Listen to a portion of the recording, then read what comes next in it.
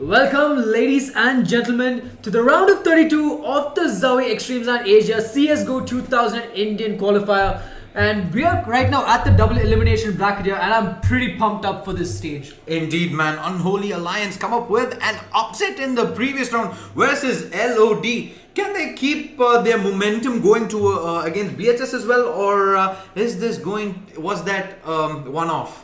Yeah, I mean, Unholy Alliance, they did play a brilliant game there. I mean, there was just a lot of insane CS, especially from Crip and Involver. I mean, these guys just played out of their minds. And I mean, they were just on point there, just getting the frags, the pickoffs. And then when they needed to make that comeback, I think at the 10, 11, 14 stage, when they were down like by 3 rounds, they needed to make a comeback. So they decided to go in, you know what guys, let's just rush each side alternatively. And that actually worked out for them. Yep, indeed, man. On the back of some brilliant plays by Crip and Involver, they were able to sail through LOD. But this time around, though, we'll have to wait and see. Brahmastra, though, their map pool is much better than that of LOD.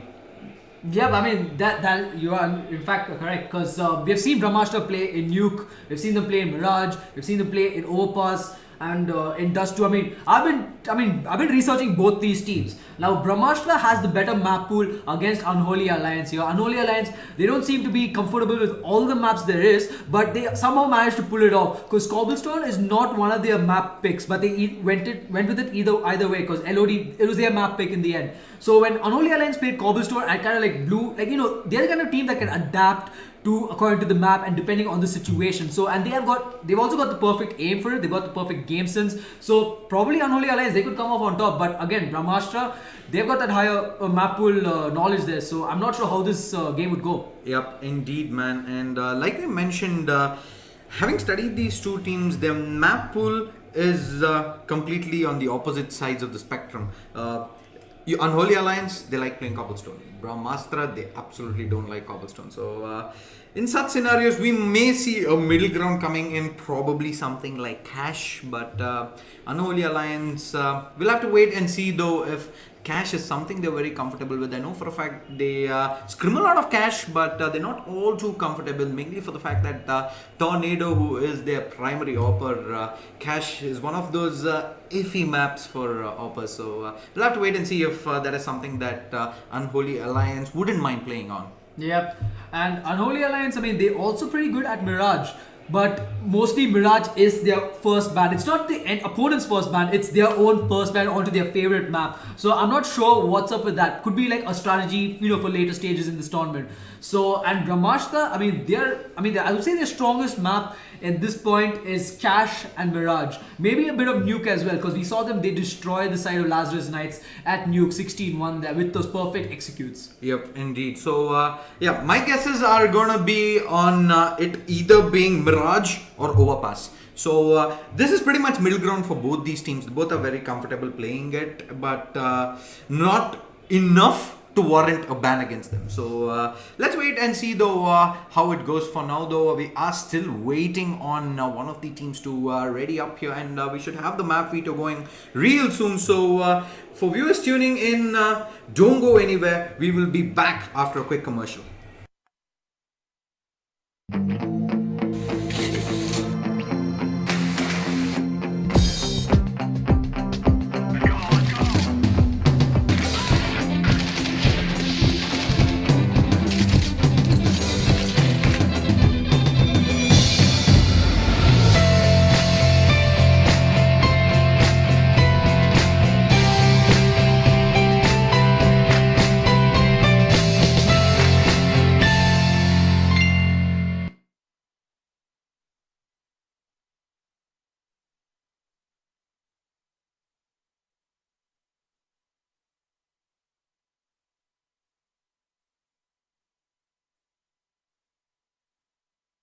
Alright, and it looks like Brahmastra, they're going to get the first ban pick here, and they're going to ban Cobble immediately. They know they're not good in this map, and you can see immediate nuke ban coming out from Unholy Alliance. Looks like both these teams have studied their opponents really well. Yep, Train is going to go, Dustu is going to go, and it is going to leave Mirage, Cash, and Overpass. And like you said, it's going to come down to if Unholy Alliance want to take Cash away or they want to play it instead. We'll have to wait and see. And like I said, Dustu does take a go fall here, and Train is going down real soon from Unholy Alliance. The best part about Unholy Alliance being the second ban here, they get 2 bans, and they banned out Overpass. And we were just discussing, Overpass is like one of their go-to maps, and they're going to ban it out. I mean, so it looks like we might actually see the Mirage pick coming in. So the last ban is going to come out. I'm not sure which map Unholy Alliance are planning to ban. They can go for banning Cash here, because the side of Brahmastra, they're pretty comfortable with Cash, and so is Mirage. So either ways, it looks like the map pick might go in favor of Brahmastra.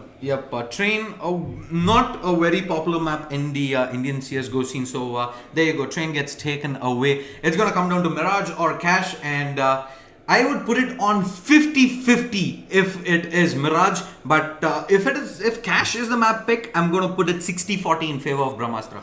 Yeah, I mean both these sides are really good in Mirage, and Brahmastra, as you mentioned, they've been scrimming a lot of Cash here, and they're taking their sweet old time, just to get that right, because this is the start of the round of 32, and even though it's a double elimination bracket, even if they lose, they're going to go to the lower bracket, but they don't want to go for that, because the lower bracket is going to be even harder, because you're going to be under the pressure of elimination. Yep, you absolutely don't have any margin of error down there, and it's pretty much going to be a dog fight. So chances are we might see a Cash here. I'm not really sure why they're taking so much amount of time. They're definitely giving this a nice hard thought. Mirage, it must come down to comfort levels here.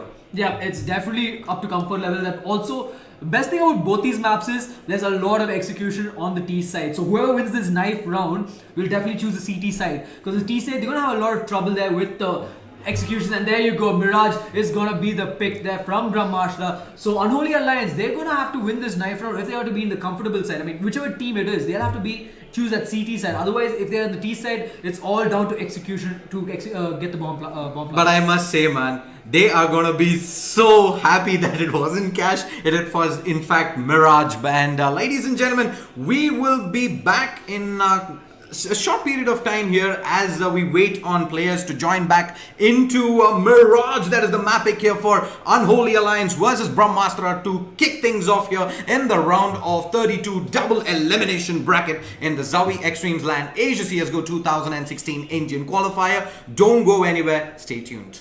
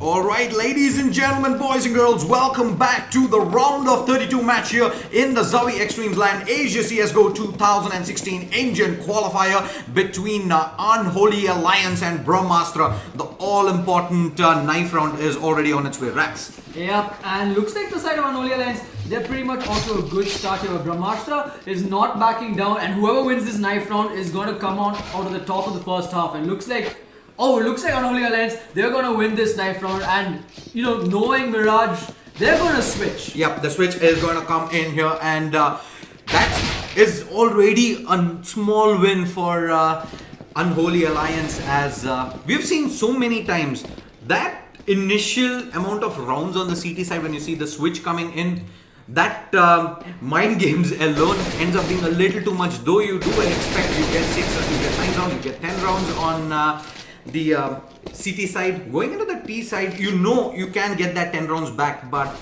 there is already that mental block that we have seen. In fact, top teams succumb to as well, MIS being one of them. So Unholy Alliance starting on the CT side, they must be very happy. Yep, and but you can't count out Brahmastra just yet. I mean, normally I would always favor the T side in any map. I mean, not because of the side, because of the amount of money that they will gain after every round. Get a bomb plant, free $800 for the entire team.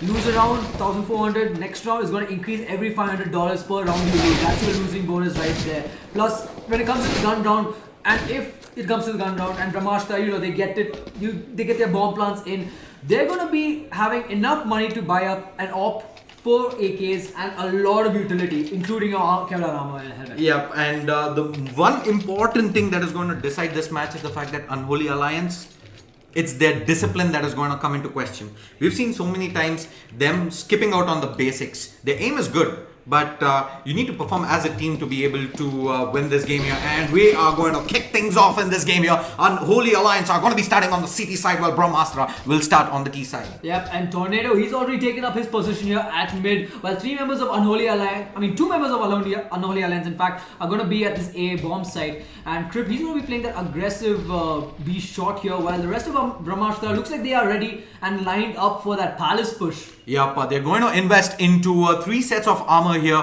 We do see the diffuse kit out onto Crip, and Tornado, he in fact hasn't invested into anything just yet, and on the side of Brahmastra, it's going to be 4 sets of Kevlar and a smoke to work with for Midas and a P250. Yep, Midas, he's going to line up that smoke there. Looks like he might be going in for that jungle smoke, because that's going to be of, I mean, it looks like he's going in for that CT smoke by the looks of things, and he will line it up, and looks like Brahmastra are going to start things off, but Boom and Tornado getting 2 picks onto Sky and MK here, and they're doing pretty much good work, but Freaky from the backline is going to take out Tornado and bringing this to a 3-on-3 situation. Yeah, 3-on-3 now, the bomb yet to go down, CT smoked up for the moment. Blast is going to be making it back here, but Crip does get dropped down, firefight coming in. Blast is able to deal up with Freaky, that brings it down to a 2 versus 2.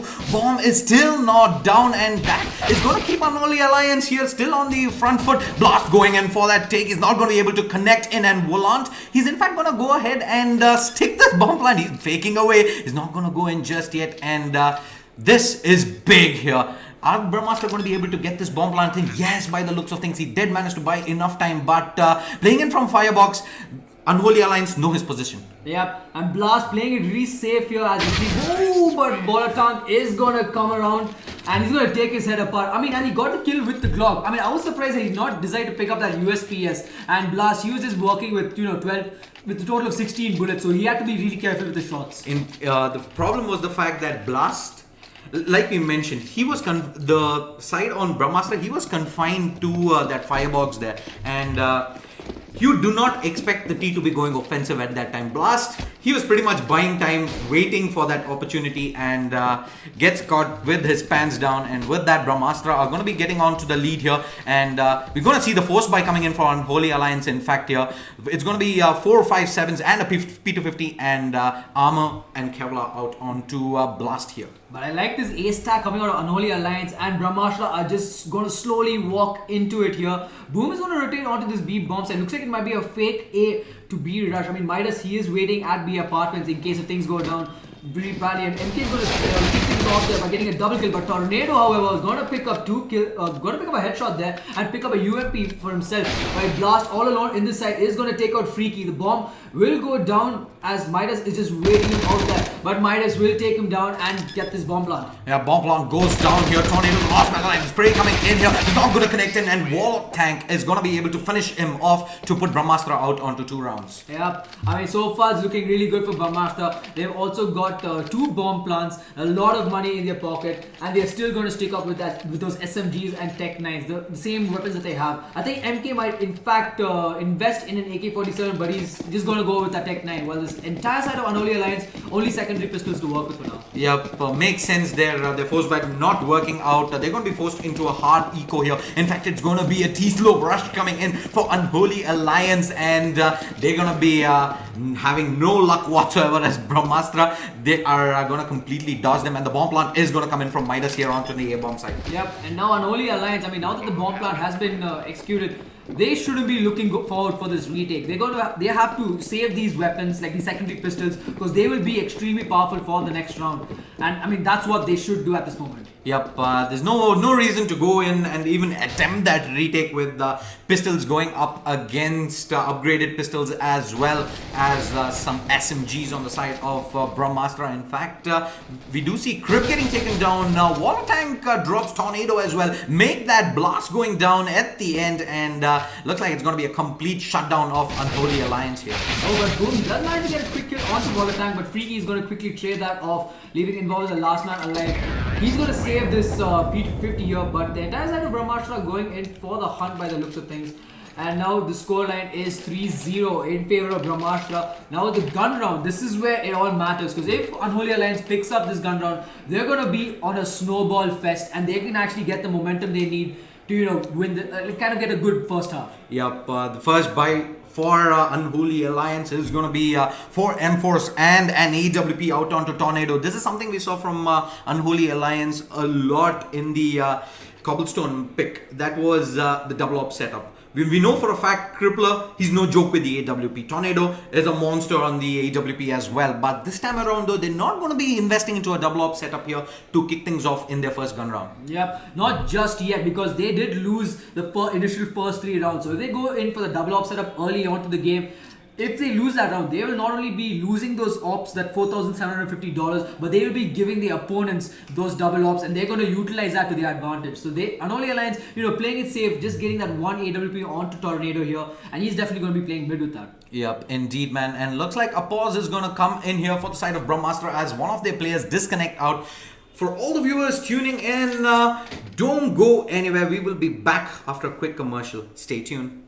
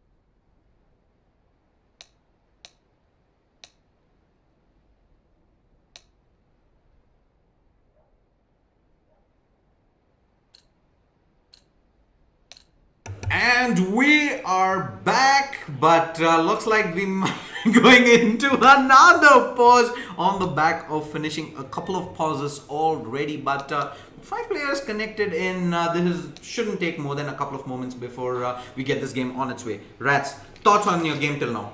Well, so far, Unholy Alliance, I mean, they had a pretty good start to that pistol round, but when it came down to that 1v1 situation, it looks like the pressure might have hit on Blast there, while Walltank, he was pretty much calm and secure. I'm still kind of surprised why he didn't go for that USP, but, and also Blast, he must have been nervous because he only had 16 bullets to work with, so he had to take those shots carefully.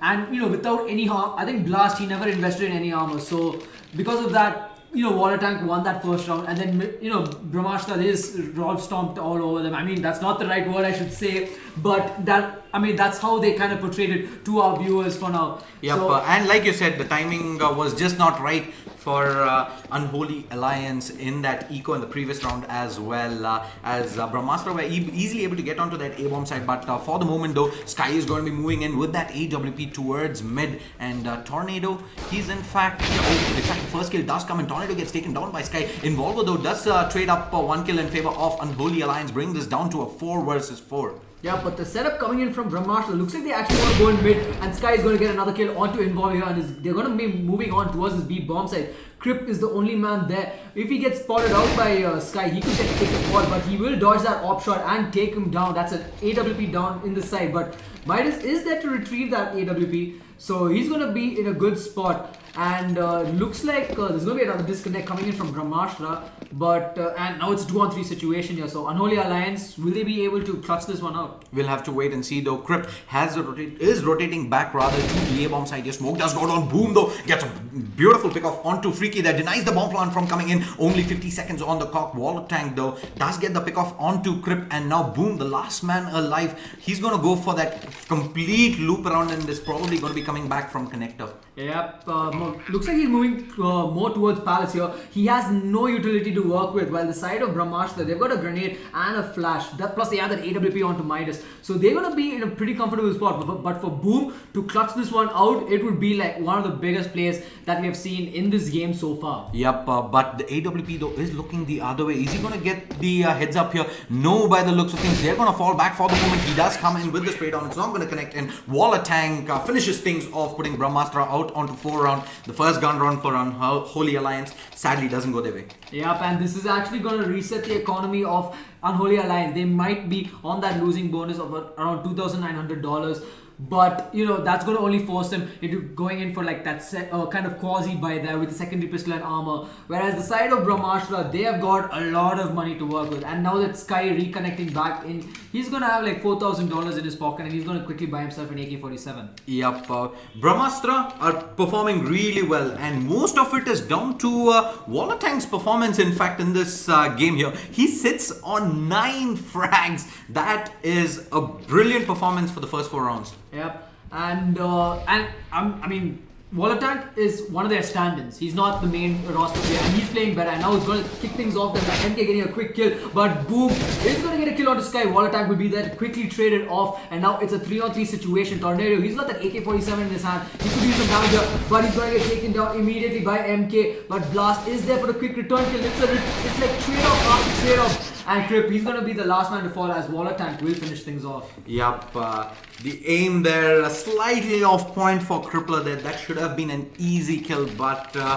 Brahmastra are going to get onto 5 rounds here, and this time around though, it's going to be the double op setup for Unholy Alliance. Let's see if that's going to make a difference. Yep, I mean, we've seen Crypt and Tornado with that AWP, and they are extremely powerful with this, and they're going to be playing it standard there. 1 AWP onto this B short area, and Tornado's going to start things off with a quick kill onto Walltank there, the main carry, and a second kill onto Sky. That's going to actually give Unholy Alliance a huge advantage into this round, as it's now a 5-on-3 situation. Yeah, when the confidence is low, Tornado steps up for Unholy Alliance, get those 2 opening frags, and now Unholy Alliance should feel really comfortable here. This is pretty much a done and dusted round, and now if they do their basics right, they should be getting onto the scoreboard. Yeah, and if the first game Unholy Alliance played against LOD, Tornado, he did not perform as we had expected, but he's actually going on top. He's sitting there with 5 kills. And but Walltank, however, he is just going on point. But now that Walltank is down,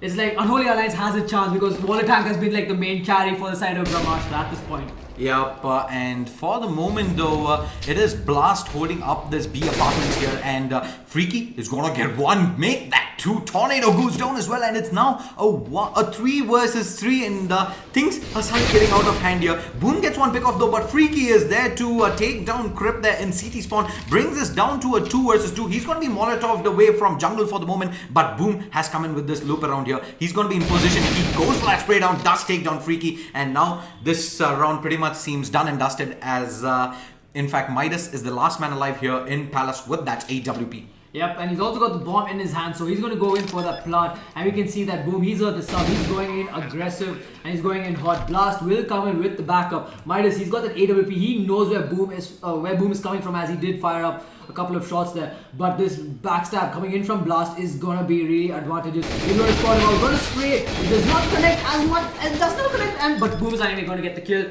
and he's going to get this bomb defused. Yep, that round became a lot more expensive for Unholy Alliance than it should have been. They should have easily been able to take 3 or 4 guns into the next round, but instead it comes all the way down to a 1 versus 1. Unholy Alliance though are gonna be happy that they did get their first round on the board, but it's gonna be a quasi buy coming in. They're gonna have to work with a couple of pharmacists and in fact make that 3 pharmacists, a rifle and an AWP. Yeah, I mean, and the AWP on to Tornado, he's not even going to have Kevlar and helmet. So one bullet, one shot from any rifle, I mean, at long range, he's going to rip his head apart. So he'll have to be really careful about this. Where you can see Brahmastra, looks like they might actually make a push onto this B bomb sector. It looks like Tornado is going to get spotted and his head's going to be just pop like that. And now Crip, he is playing up close. They're going to throw up that pop flash and is going to flash a couple of members from the side of Brahmastra. Yep, and like you mentioned, this time around though, that not having the helmet is not going to matter as much as Brahmastra going for that 5 AKs, which is an insta headshot regardless of having a helmet. But for the moment though, Involver's going to take this gunfight, but that wild spray coming in is not going to connect onto Volatank here. Bring this down to a 3 versus 2, and the shutdown comes in here. Crippler steps up with a quick 2k going their way, and it is a 2 versus 1. Freaky coming in from connected, spray down goes in from Crip, make that 3 kills going his way. He steps up, putting Unholy Alliance out onto 2 rounds. Yep, Crip there with that brilliant 4k. I mean, he did play it really well. He went in with a backstab like B shot, taking out 2 crucial kills there at connector, which gave Unholy Alliance that advantage because, you know, Tornado being the first one taken out as they came rushing in. So that's actually a pretty good round coming out on Unholy Alliance. Yep, and more importantly, that was a reset on Brahmastra. So Brahmastra now going in for that eco. They're going to be investing into only 3 Tech 9s and a couple of P250s to work with, and the fast push is going to come in towards this B-bomb site here, but they're going to be smoked out for the moment. We'll have to wait and see if they're going to push in through that or buy their time. It looks like they might buy their time. We can see Freaky here. He's just playing it.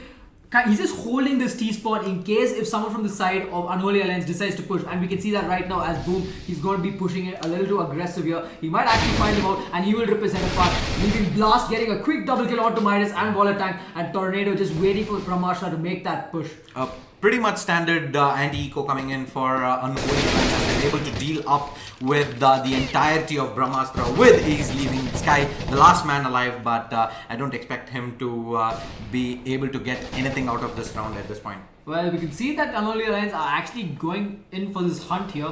Blast really low on health. He's going to have to play this safe. He does not want to lose that gun. They're going to want to carry this over to the next round because he can upgrade it to his armor. Just get a helmet, $1,000 there. Crip can do the same thing with the AWP, but he might actually just keep with the Kevlar going up for the next round because he has the AWP, so it wouldn't matter as much as it would for the next round because the side of Brahmastra, they're going to be buying in. Yep, for the moment though, Sky is just going to be trying to salvage at least a gun here from post bomb plant here, but he's not going to be able to get one by the looks of things. He does have control of the bomb, and he's slowly but surely sneaking himself towards this B bomb side, but Tornado playing on top of one is going to figure him out. The spray down comes in. He does get taken down though. Sky with 2 quick frags here, 11 seconds on the board. He's going to be able to get this bomb plant in. Nope, not a chance, as Involver is going to come in hot there with that Tech 9 and take him out. I mean, that was a good attempt coming out of Brahmastra, but again, there was time that he had to do it within the time. He had to get that bomb plant, and even if he did, take the fall after the timer ended, he would have just gone to the next round without any money in his pocket.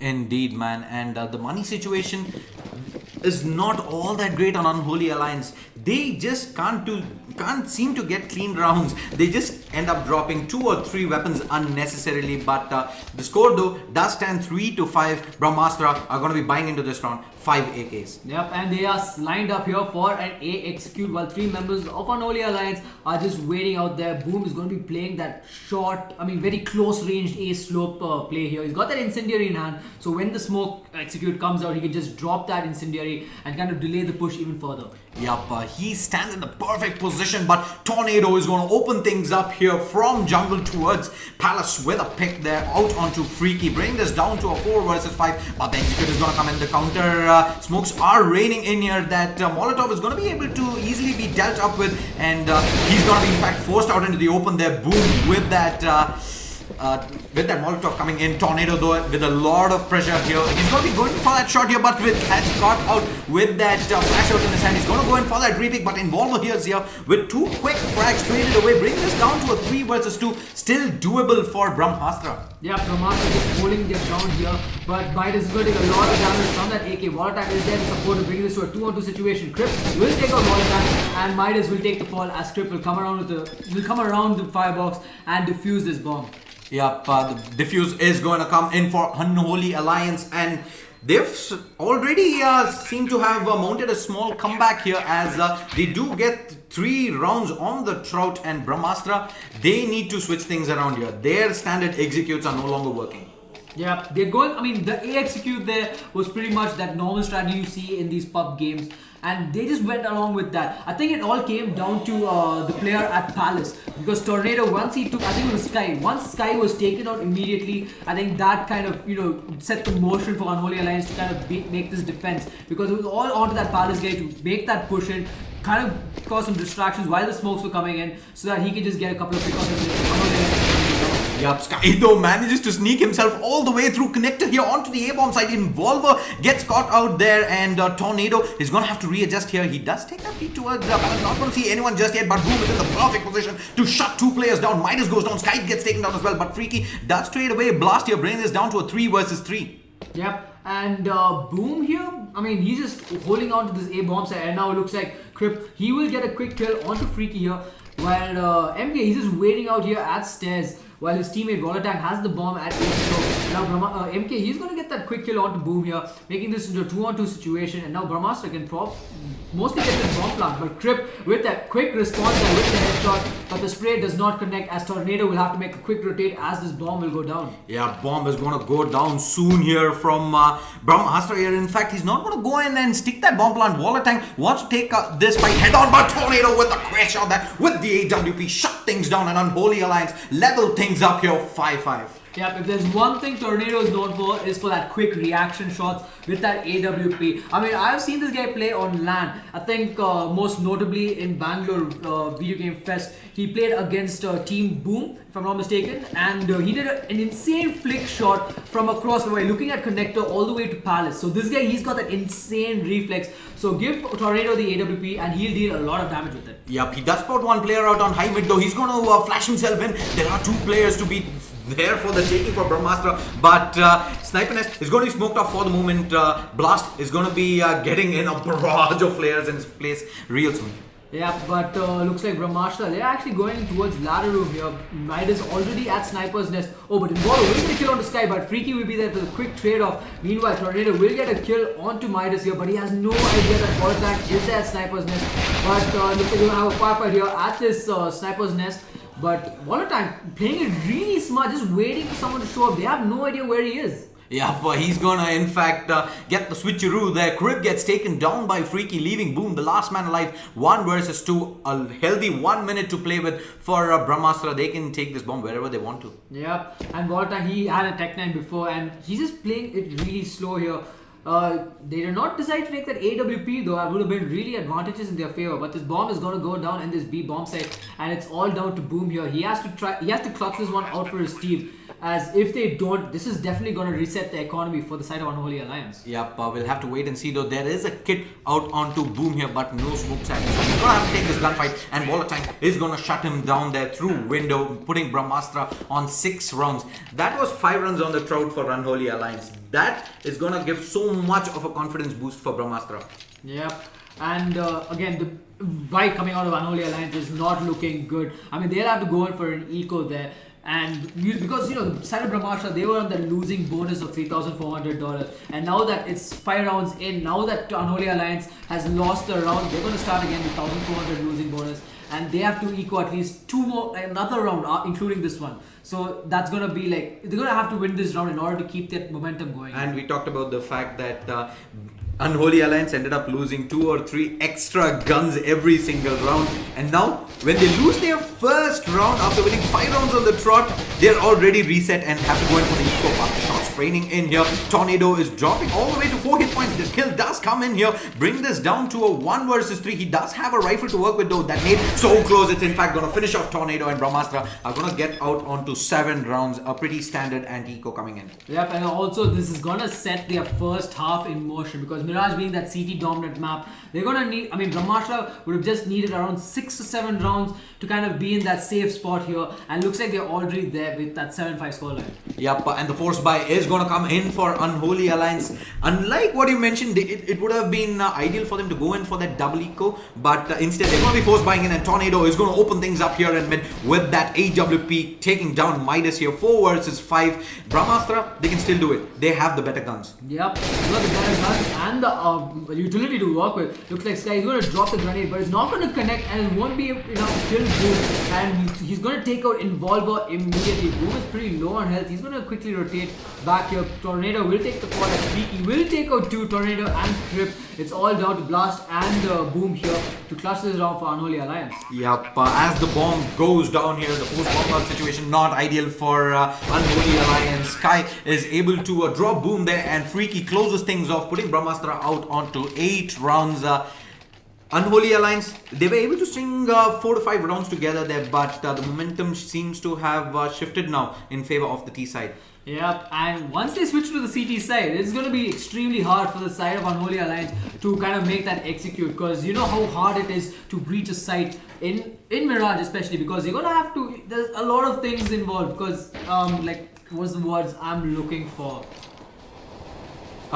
This, in fact, it's going to be a complete eco coming in. They're going to be dealt up with very easily. Only Sky going down for the moment. Gun though is not yet recovered, as Involver takes a fall. Blast has only a P250 to work with for the moment. He's going to be playing in from B shot here. He's going to be dealt with real soon by the things. In fact, he does manage to get a kill out on the Freaky, but that's going to be it, as Brahmastra get out on to 9 rounds here as we move into the last round of the first half. Yep, and looks like Tornado, he's going to be purchasing that Blast Cannon AWP. So, I mean, he's got to be very careful with this. He has to take those passive shots, but also with a bit of offense in the side, because if he gets caught out in the wrong place at the wrong time, he's going to be in a world of hurt. Yep, sadly they're not going to be able to invest into that double op setup that they also like. Tornado though with a beautiful pick onto a Freaky there to kick things off, but MK is going to drop Involver here, bringing this down to a 4 versus 4, and in fact Walla Tank is going to be rocking the AWP this time around.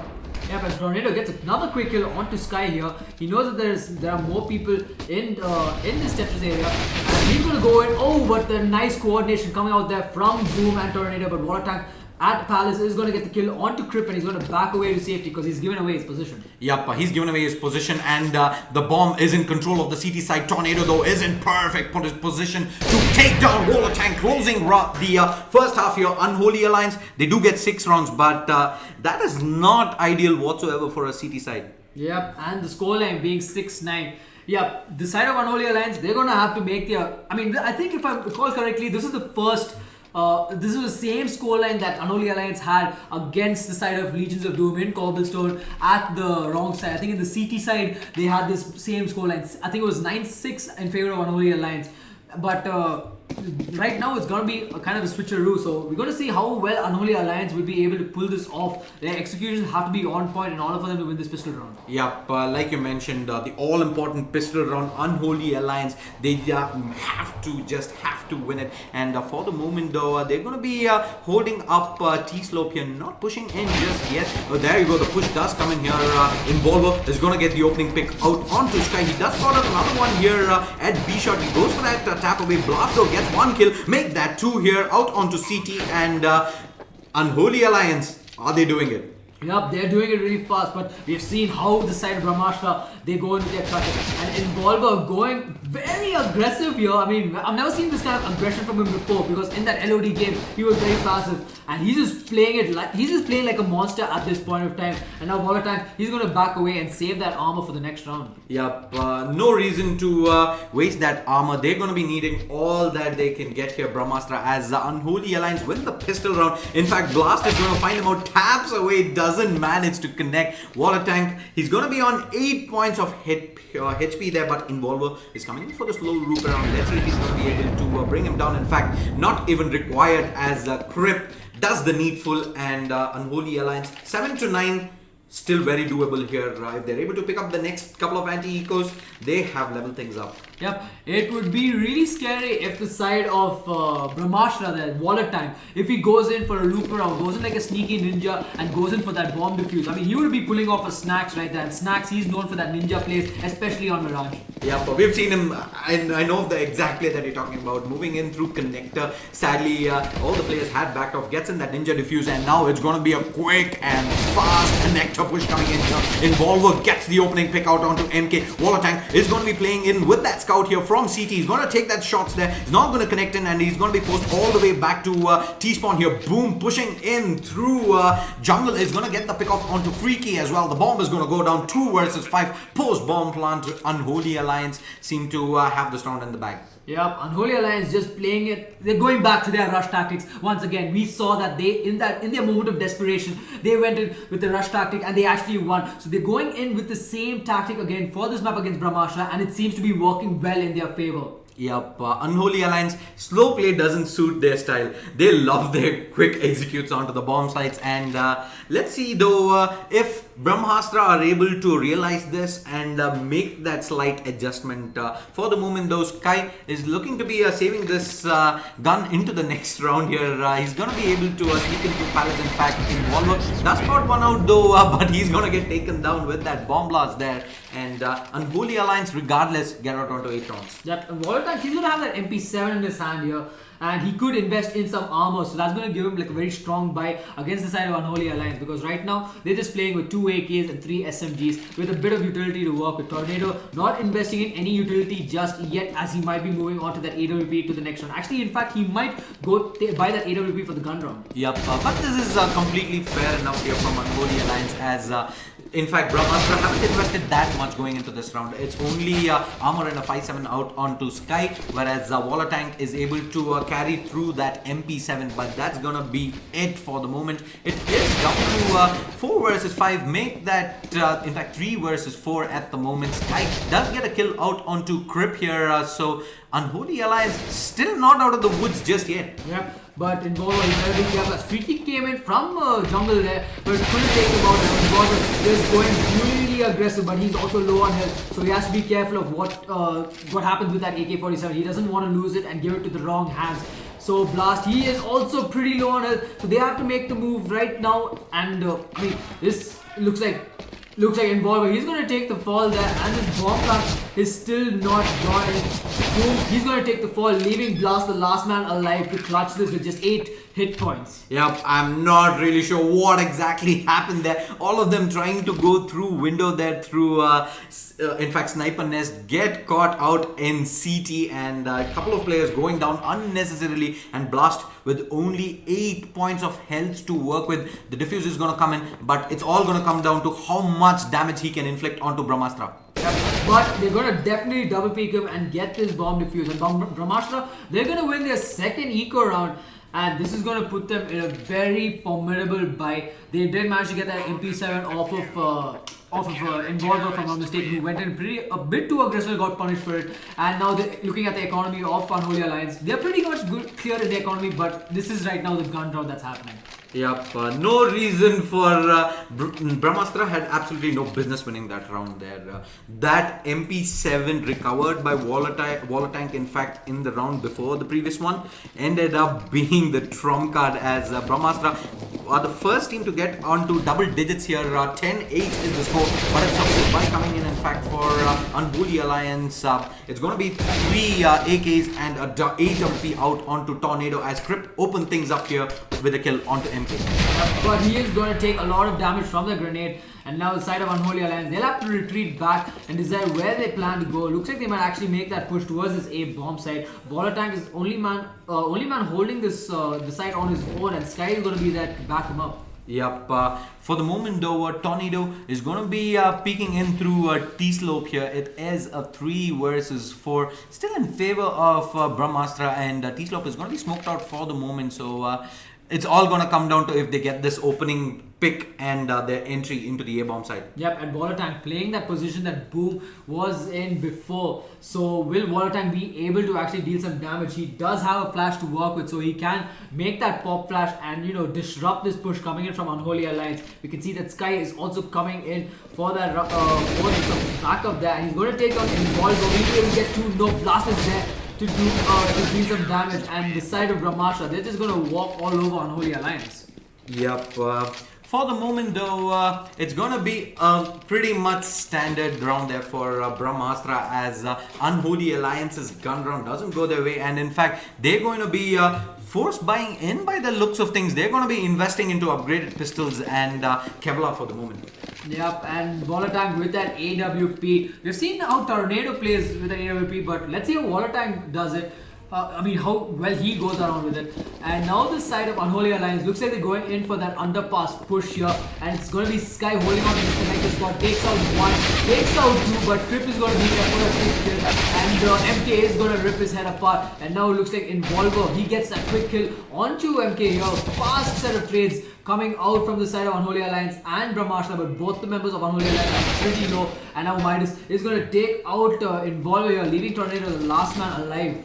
Yep, Tornado, the last man alive. He does have an M4 to work with, but his health doesn't look all too good here. Only 19 points of health to work with and no armor. He does get one pick off onto Midas though, bringing this down to a 1 versus 1. Still very doable for Tornado. He does have control of the bomb as well. Yeah, but he has no idea that Baller Tank is got the AWP, and Tornado looks away for that second that the timing wasn't right for him, and he's going to take the fall as Brahmastra will continue to keep their lead with a 12-8 scoreline against Unholy Alliance. Yup, the score hits 12-8 here, and Unholy Alliance, these rounds are definitely not going in their favor. They don't seem to have any sort of luck, but they're going to be buying into this round here. 4 AKs and an AWP, and they need to start making things happen. Their margin for error is almost out.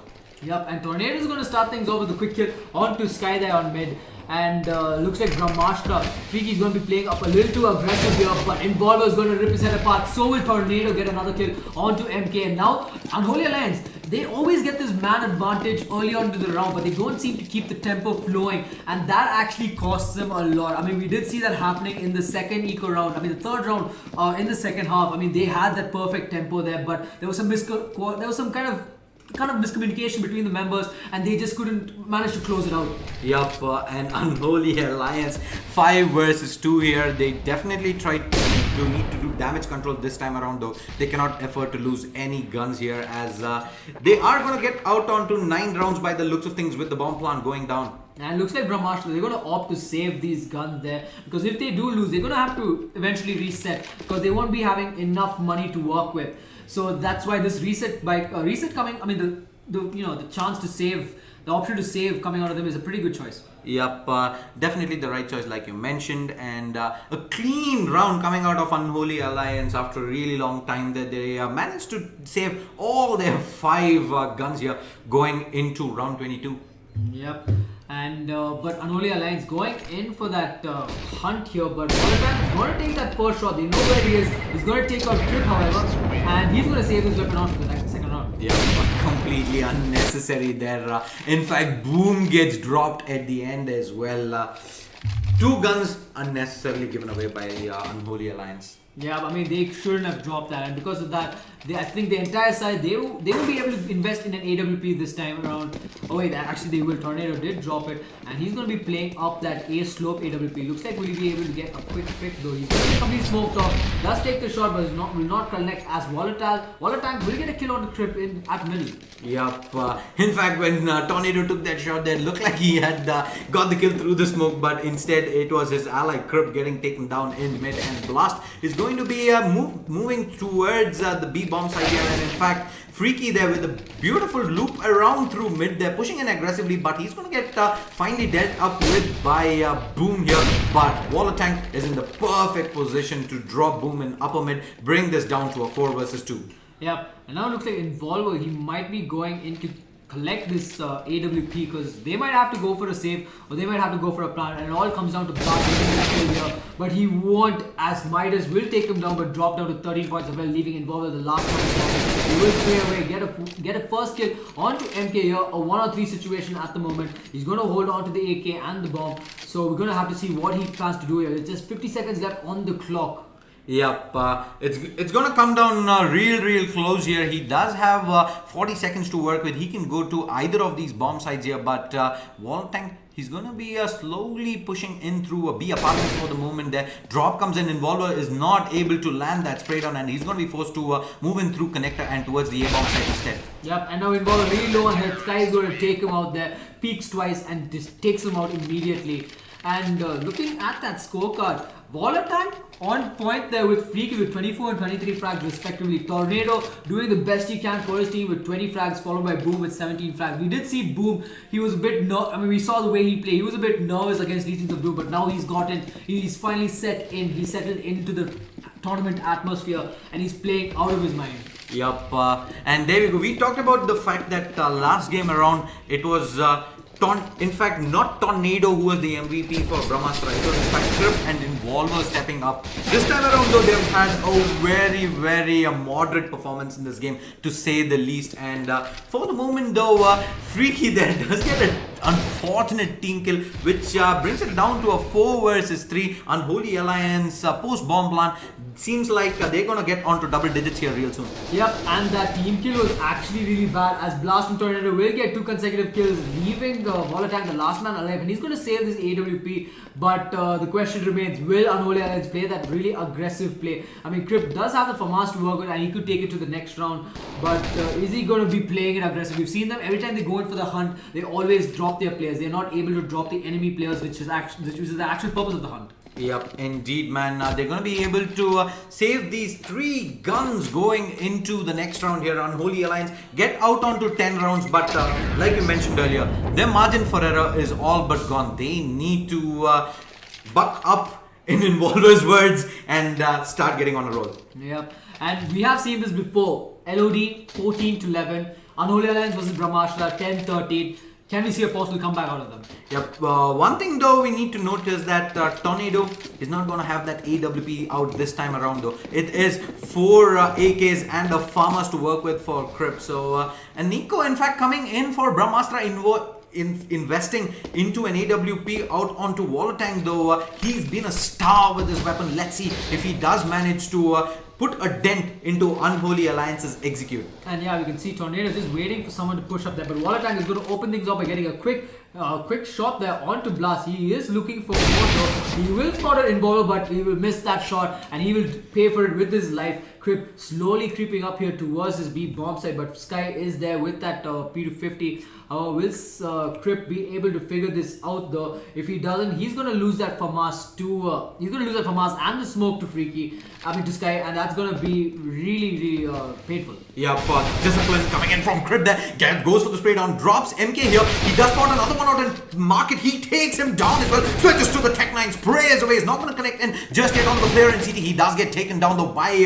Freaky coming in with the pistol, but it is a 3 versus 2. Freaky does manage to recover the AWP. Let's see how much he's going to be able to make headway with that. Yeah, but the space created from Crip there was just spot on. He took out 3 guys solo. 2 guys solo actually, and Freaky, he's going to get shot there, and Involver will take a bit of damage, but he will rip his head apart, leaving Sky the last man alive without any weapon to work with and no utility as well. Yep, spraying away with that B250 here from stairs. He's going to be dropped real low. Does get a kill out onto Involver, but the slam dunk coming in before going down. Involver shuts things down there. Unholy Alliance get out onto 11 rounds, but the money does look alright for Brahmastra. They might be buying into this round. Looks like by the okay, they're gonna be ecoing again. They don't want to have a quasi buy. They want to go in with their full guns and the full set of nades. Yeah, looks like that's actually a good move coming out of Brahmastra there, because if they do eco this round, they'll have enough money to go and buy for 2 rounds in case if they lose the round for the next buy round coming out of them. So actually it's a pretty smart move, and they're going to play it a little too aggressive. As you can see, Sky is going to push in towards apartments. We can see Volatank and Freaky, they're playing it up close, and Freaky's going to open things off and getting a quick headshot on the game. He does spot out Crypt though, and Crypt is going to take a lot of damage. Crypt going in for that no-scope. We've seen how this guy plays with those no-scope, I mean the way he uses those, the op for no-scope. Yeah, but he's going to get flanked here. Goes for the shot onto Volatank, drops him down, spots another player out as well. He's going to go for that shot, not going to connect in just yet here. He's playing it really safe out of Palace. Let's see though if the side of Brahmastra are going to go for that peek. He spots one out, goes for that shot there. Freaky gets dropped as well. Brings this down to a 4 versus 3. Make that 4 versus 2 here. And the bomb plant, he's going to spot one more out here. He's not going to go in for the bomb plant just yet. He wants to shut things down here. Goes for the shot there. Not going to be able to connect. Switches to the tech line. Doesn't work out as well. Switches back here. Goes for that flank. Doesn't connect. He drops by all the way down to 12 hit points here. He's going to flash himself all the way to CT. Goes for that shot. Is going to connect in, shutting things down. Unholy Alliance 1 round away from leveling things out here against Brahmastra in the round of 32 in the ZOWIE eXTREMESLAND Asia CSGO 2016 Indian qualifier. Right? Yep, but Brahmastra, they're gonna be on a full buy right now. So the side of Unholy Alliance, they'll have to play it really safe. They can decide to go in for the rush, but if the rush execute does not work well in their favor, Brahmastra is just gonna win this round solid here. And now we can see that Crypt is gonna open things off here with that AWP, and looks like Crypt, he's gone back into that monster mode we have seen in in his game against Legions of Doom, and he's doing a really good job at this moment. What a time to hit Super Saiyan mode, man. He gets that opening pick onto Brahmastra, and more importantly, Volatank was the one who gets dropped right off the back, but Sky is there to trade things up here in favor of Brahmastra, bring this down to a 4 versus 4. Brahmastra, the opening pick doesn't go their way, but they are still very much in this round. Yeah, but it looks like Boom, he might be able to spot out someone inside of Brahmastra there. He does spot out Sky, but Sky is going to take his head apart. But Involver and Tornado doing quick work as Involver opens up the tape bomb there, gets a second kill onto Sky, leaving Midas the last man alive in this 1-on-3 situation though. He will spray away and get the kill onto Involver, leaving Crypt and Tornado alive with these 2 AWPs. But Tornado just distracting Midas at the moment here as the bomb goes down. Bomb goes down here from Crippler. It is 1 versus 2 with the AWP. Crypt takes him down. It is all square here. 13-13. Brahmastra seem to have lost the plot a little. Yeah, and now that's not going to reset them just yet. As I said, that double eco coming out of them is going to work well in their favor as they're going to go in for another gun round. But looking at the bike coming out of them, they're going in again for another eco. I think Brahmastra are going to take that eco risk, and they're going to send 4 guys into this A bomb set. It's going to be an A stack coming out of them, and oh, they're going to go in with the rush. But Crypt is going to open things up again. He's onto Volatank here, make that 2 as he takes out Sky. Freaky, however, is going to get a kill onto Boom as he rushes by a Palace here, and MK all alone and under Palace. He could get the kill though. He will spot out Crypt and take him out, but Involver is there with the backup, and he's going to take him out, leaving Freaky the last man alive. Will Freaky be able to do this? No! Blast will take him out, and Unholy Alliance will get that lead 14-13, and now the buy round will come in from Brahmastra. Yep, Brahmastra, they have worked all the way towards this gun round. If this gun round doesn't go their way, not gonna have money going into the last round when Unholy Alliance hit map point. In fact, they're gonna buy into this. They're gonna go in with a triple op setup, and this could work well in their favor. In fact, Unholy Alliance have gone for those quick executes. Op does nothing against quick executes, does it, RatZ? Nope, not at all. It all depends on that first shot. If we get that first shot on point, then the rest of the enemy team, they're going to just scatter away and go back a bit. But this triple op setup, I mean, I just don't recommend it because it is too volatile, it is too unstable. Because if you mess it up, you're gonna be on an eco for a long ass time. And Unholy Alliance, if they win this round, they're gonna be on map point, and there's a 99% chance that they're gonna win this map. Yep, it doesn't matter though, as if Brahmastra end up losing this round, they're definitely out of it. That Tornado is going to open things up here. Out onto Freaky, 4 versus 5. It doesn't look all too promising. One op is already down, but MK is going to be holding up. Connector here goes for that flick. He's not going to connect it. He's going for the repeat, but Crip is there to drop things down here. 3 versus 5, and Unholy Alliance are so close. They can taste victory as Boom gets taken down by Midas. 4 versus 2. Watertank though is still standing strong, but the shutdown comes in for Unholy Alliance. They get onto map point. And now this is what I was talking about. Look at the economy in the side of Brahmastra. They did save up extra to get that triple op setup and go in for another buy round, but their buy is not going to be strong. No armor on Sky, not much utility to work with. This is a CT sided map, and you're going to need utility to stop those pushes. So Unholy Alliance, they will have to close this one out, but they'll have to be careful, because if they lose this, we could probably see this going into overtime. Yep, we'll have to wait and see though. It's gonna be the standard double op setup though for Unholy Alliance, as Tornado, as always, open things up here in mid with that AWP, but he's playing it really aggressive here. Tries to push in through the smoke. MK though is gonna be in close range there. Spots one out. He does drop down, but Tornado drops it down. Crippler gets a kill here, and it is 2 versus 5. And in fact, the AWP is gonna go down as Wallatank is the last man alive with a P90, Kevlar, helmet, and a Dream. He does get the spray down though onto Tornado, manages to recover an AWP, goes in for the flick, but Unholy Alliance close things up here. A big comeback again. Unholy Alliance, time and time again, they never bow out of a match, do they, RatZ? Nope, not at all. I mean, these guys are just the kings of comeback. I mean, the underdogs of comeback is what is the right word, because these guys, they are pretty new to the scene. They've never played much in online tournaments. They've only played Bangalore LAN events, but now for the first time they actually made it this far, round of 16. I know these guys personally. I've seen them go really further beyond, and these guys are just playing out of their minds right now. Yep, ladies and gentlemen, don't go anywhere. Stay tuned. We will be back shortly with the captain of Unholy Alliance, Tornado himself, to see what he feels and how his team are able to mount these comebacks again and again. So don't go anywhere. Stay tuned.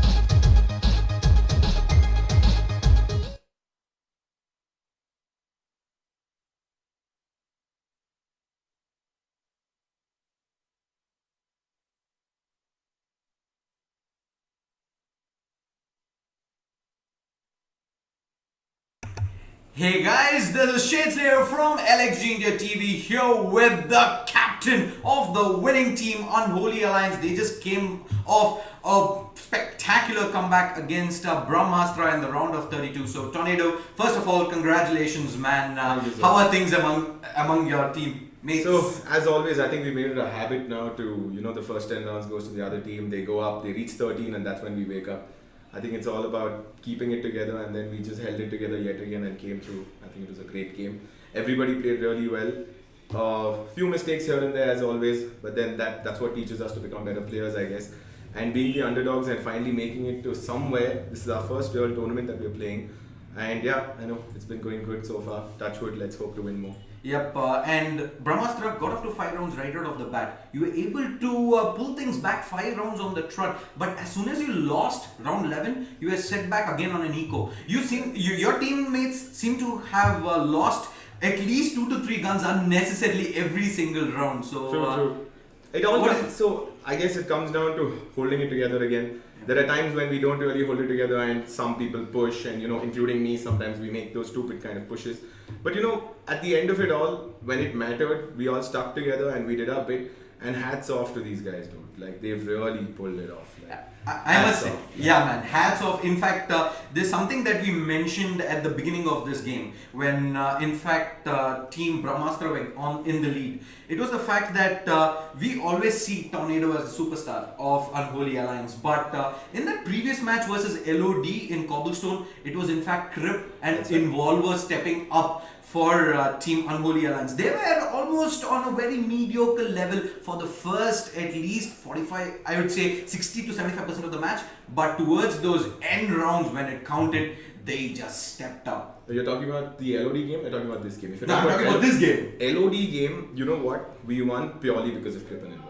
Yeah. Let's get that real. That's true. Yeah. Okay, now this game, I think we all played really well together as a team, and I'm really happy that I could actually contribute this time. Last time it was a really bad game for me. Right. So this game, I was really happy I could get the entry frags when needed, and the support from everybody else was beautiful. And then Crip started, stepping it up towards the end of the game, and then, we just decided we're going to roll over them because we knew for a fact that once we see them on 13, that's when I think our blood boils and we start playing much better. Indeed, man. So I'm not going to keep you for too Sure, long. sure. Thank you so much for the Thank you so interview. much, All sir. the best Thank to you. yourself and the entirety of Unholy Alliance as you make yourselves into the round of 16 upper bracket here in the ZOWIE eXTREMESLAND Asia CSGO 2016 Indian Qualifier. Ladies and gentlemen, crippler for you.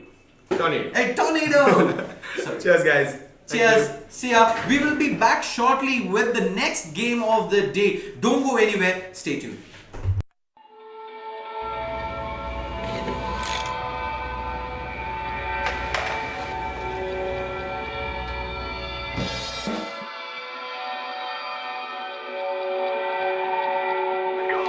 Time beats like the drum in the deep, and the water from around slowly weeps. Like your eyes, cold as ice, dead as the dark. Was our love after all just a watermark in the frozen lake that reflected?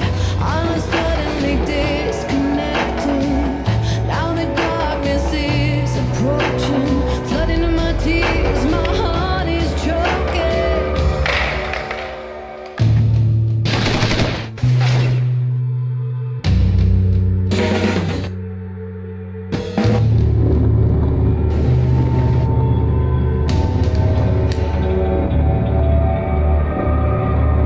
Gonna take some time, but I will prove I'm stronger. The devil's got a hold, trying to pull me under tonight. Make a fire, burn away my tears. Gonna creep me out those wasted years.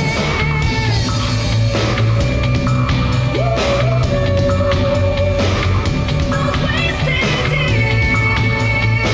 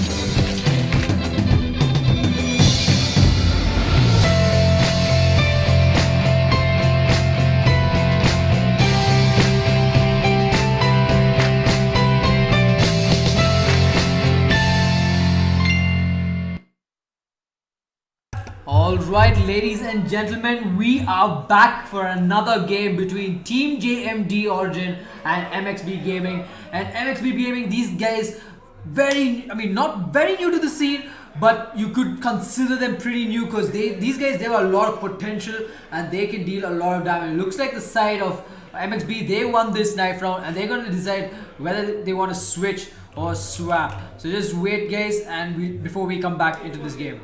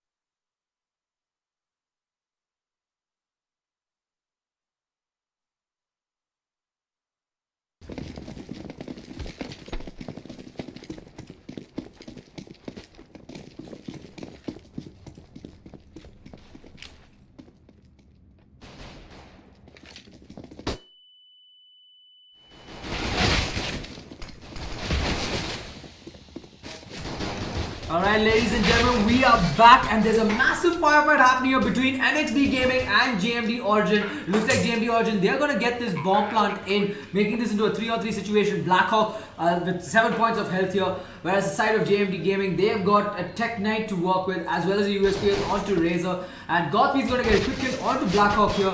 And MXB, they're in a world of hurt as Macho is going to get 2 quick kills. Yup, we managed to get into this game here towards the flag end of that first round. Looks like JMD Origin were easily able to get onto that A-bomb site and control that round. And with that, they are going to win the pistol round. You're going up against the Titans that are MXB.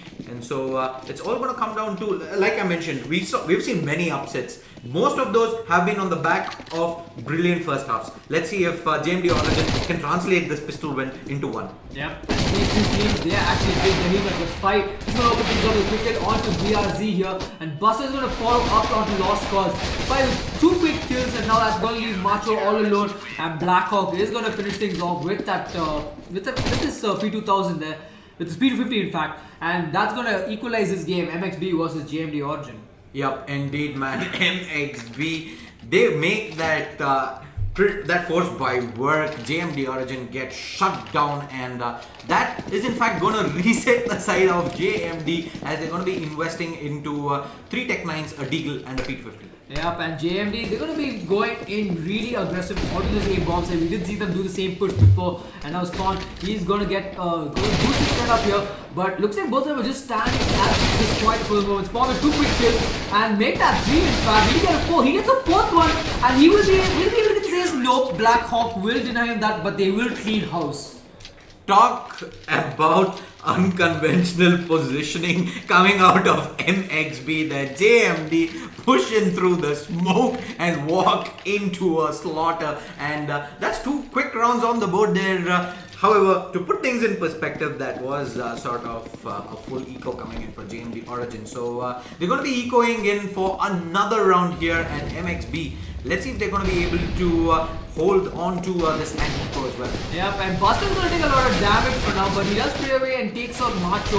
However, Spy is also going to get the kill, but Lost Cause is going to accidentally kill his own teammate there. And now we can see that there's a rotation coming in. Hellranger and Blackhawk are in position here. Will they be able to finish this off though? Hellranger will be spotted out by a Razor and he'll take the fall there. Now becomes a 2-on-2 situation. Make that a 1-on-2 situation as BRZ is going to plant the bomb, doesn't go for it, as Spawn will throw that nade and finish him off. Things are happening really fast here. Yep, MXB, man, they are on a hurry today. They lost the pistol round, didn't matter whatsoever. Yep. 3 quick rounds. Yep, Spawn on top of that. I mean, he's one. I mean, there was a poll, or I'm not sure if it was a poll or if it was a discussion on stream chat, but there was somebody who said that the 4 up-and-coming Indian CS:GO players in India, of course, is Spawn, Sai, Antidote, and Excali. These 4 guys, they're young. They're in 4 different teams. I mean, they're also favorites to be there in the top 8. Spawn from MXB Gaming, Sai from Invisible Wings, Excali from Invictus, and Antidote from Dare to Dream. So I'm actually hoping that MXB can make it out on top of this game. Indeed, man. But the buy this time around though for JMD is going to be pretty alright, I would say. They do invest into an AK, and it's going to be a Galil out, in fact, for Razor, and an AWP for BRZ. While looking at MXB's buy here, Spawn is going to be handing on to that AWP here. It's going to be a P90 for Spy, and 3 M4s out for Hill Ranger, Buster, and Black Hawk. Yep, and yeah, I can see that they did get that op early on. I'm kind of worried for the side of MXP, because if they lose this AWP, this could be very, very scary. I mean, the side of JMD, they've only got a Glock on Godspeed and Lost Cause, and looking at their money, they can actually go in and invest. But Lost Cause, he did have a team deal, and that's going to reduce his money just by a little bit. So this is I'm actually pretty scared right now. Yep, we'll have to wait and see though for the moment. We see a pause coming in by the looks of things. JMD are going to be calling it. So ladies and gentlemen, do stay tuned. We're going to go into a quick commercial. We will be back shortly with the rest of MXB versus JMD Origin.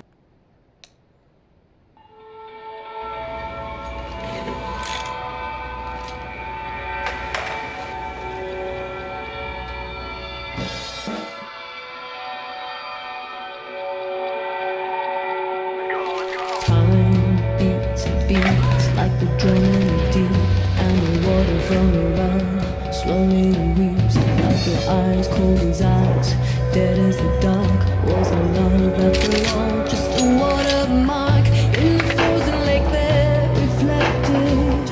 I was suddenly disconnected. Now the darkness is approaching, flooding in my tears, my heart is choking.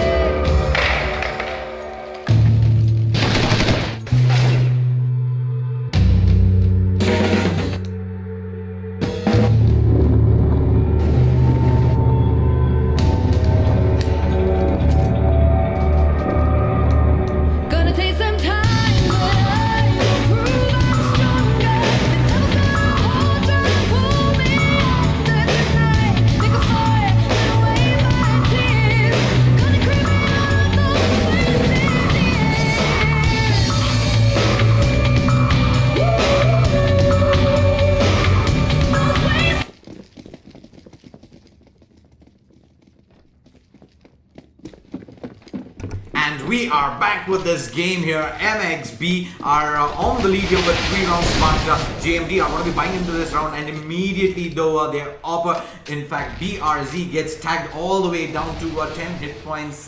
Doesn't look a promising start for JMD Origin into their first gun round. Yeah, so does RZR though. I think that's short for Razor, so I'm just going to call him Razor at this point, because I get pretty confused here.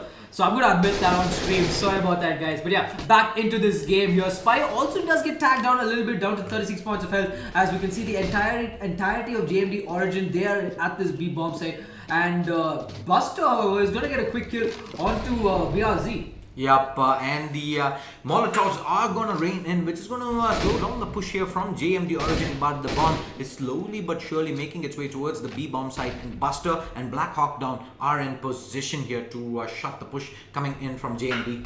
Yeah, it looks like JMD are ready to commit for this push here, but that small gap through the smoke is actually gonna be of big use as Buster. He is gonna be there. He will take out RBR, and that's an AWP down. But the rest of GMD Origin, I'm not sure what exactly they're planning to do. They do throw that smoke out, and the bomb has still not been spotted there in the side of JMD. But Spawn, he's going to get a quick kill onto Lost Cause, and Godspeed is going to be the last man away. He's going to get taken out by Blackhawk, and that's 4-1 in favor of MXB. Yep, MXB then with pretty much a perfect B-side defense coming in there. Perfect timing on the smoke going in. You see the Opera coming in with the smoke. There's a crossfire setup, and MXB shut things down. JMD, having lost that first gun round, they're going to be forced into another eco here. Yep, and JMD, I mean, they did win that pistol round in convincing fashion, but they weren't able to follow up. And now it looks like BRZ is going to get burnt down a little bit thanks to that incendiary grenade thrown by Blackhawk. And that nade is also going to do a bit of damage to Macho here, but not enough to kill him. And Hellranger in a very, very good spot here. He does spot out one head. He does spot out BRZ though, and he's going to throw that fire, which is going to deal some more damage there to the side of JMD Origin. And Lost Cause is going to push him through that fire and get taken down immediately by the captain. Yup, he walks into the fire, gets torched up, and the spray down connects as well, bringing this down to 4 versus 3. Shot comes in from Spawn there through Squeaky Door, is going to be able to get that wall bang out. 3 versus 5 with only a couple of P250s and the deal to work with. JMD doesn't look all too promising. Yep, and Spy, the only man here at this B bomb site, while JMD is slowly moving in. BRZ is going to get that quick headshot onto Hellranger, and he's going to probably go back to the B bombs to support his teammates. Spy with that P90 and the fire, he's going to throw it down here, and he's ready for them to come. Spawn is going to get a kill though, but Spy, he's going to get taken down. Spawn going into the quick rotation there with the MVP. This man, he's just playing out of his mind right now, and he's going to throw up that nade there. It's going to deal a lot of damage, and he's nearly going to kill Macho. And but RatZ, however,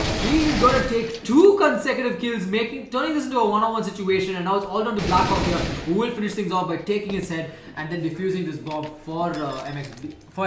Yep, JMD Origin came also close there to getting their second round on the board, but shutdown comes in from Blackhawk as the defuse comes in, and MXB get out onto 5 rounds.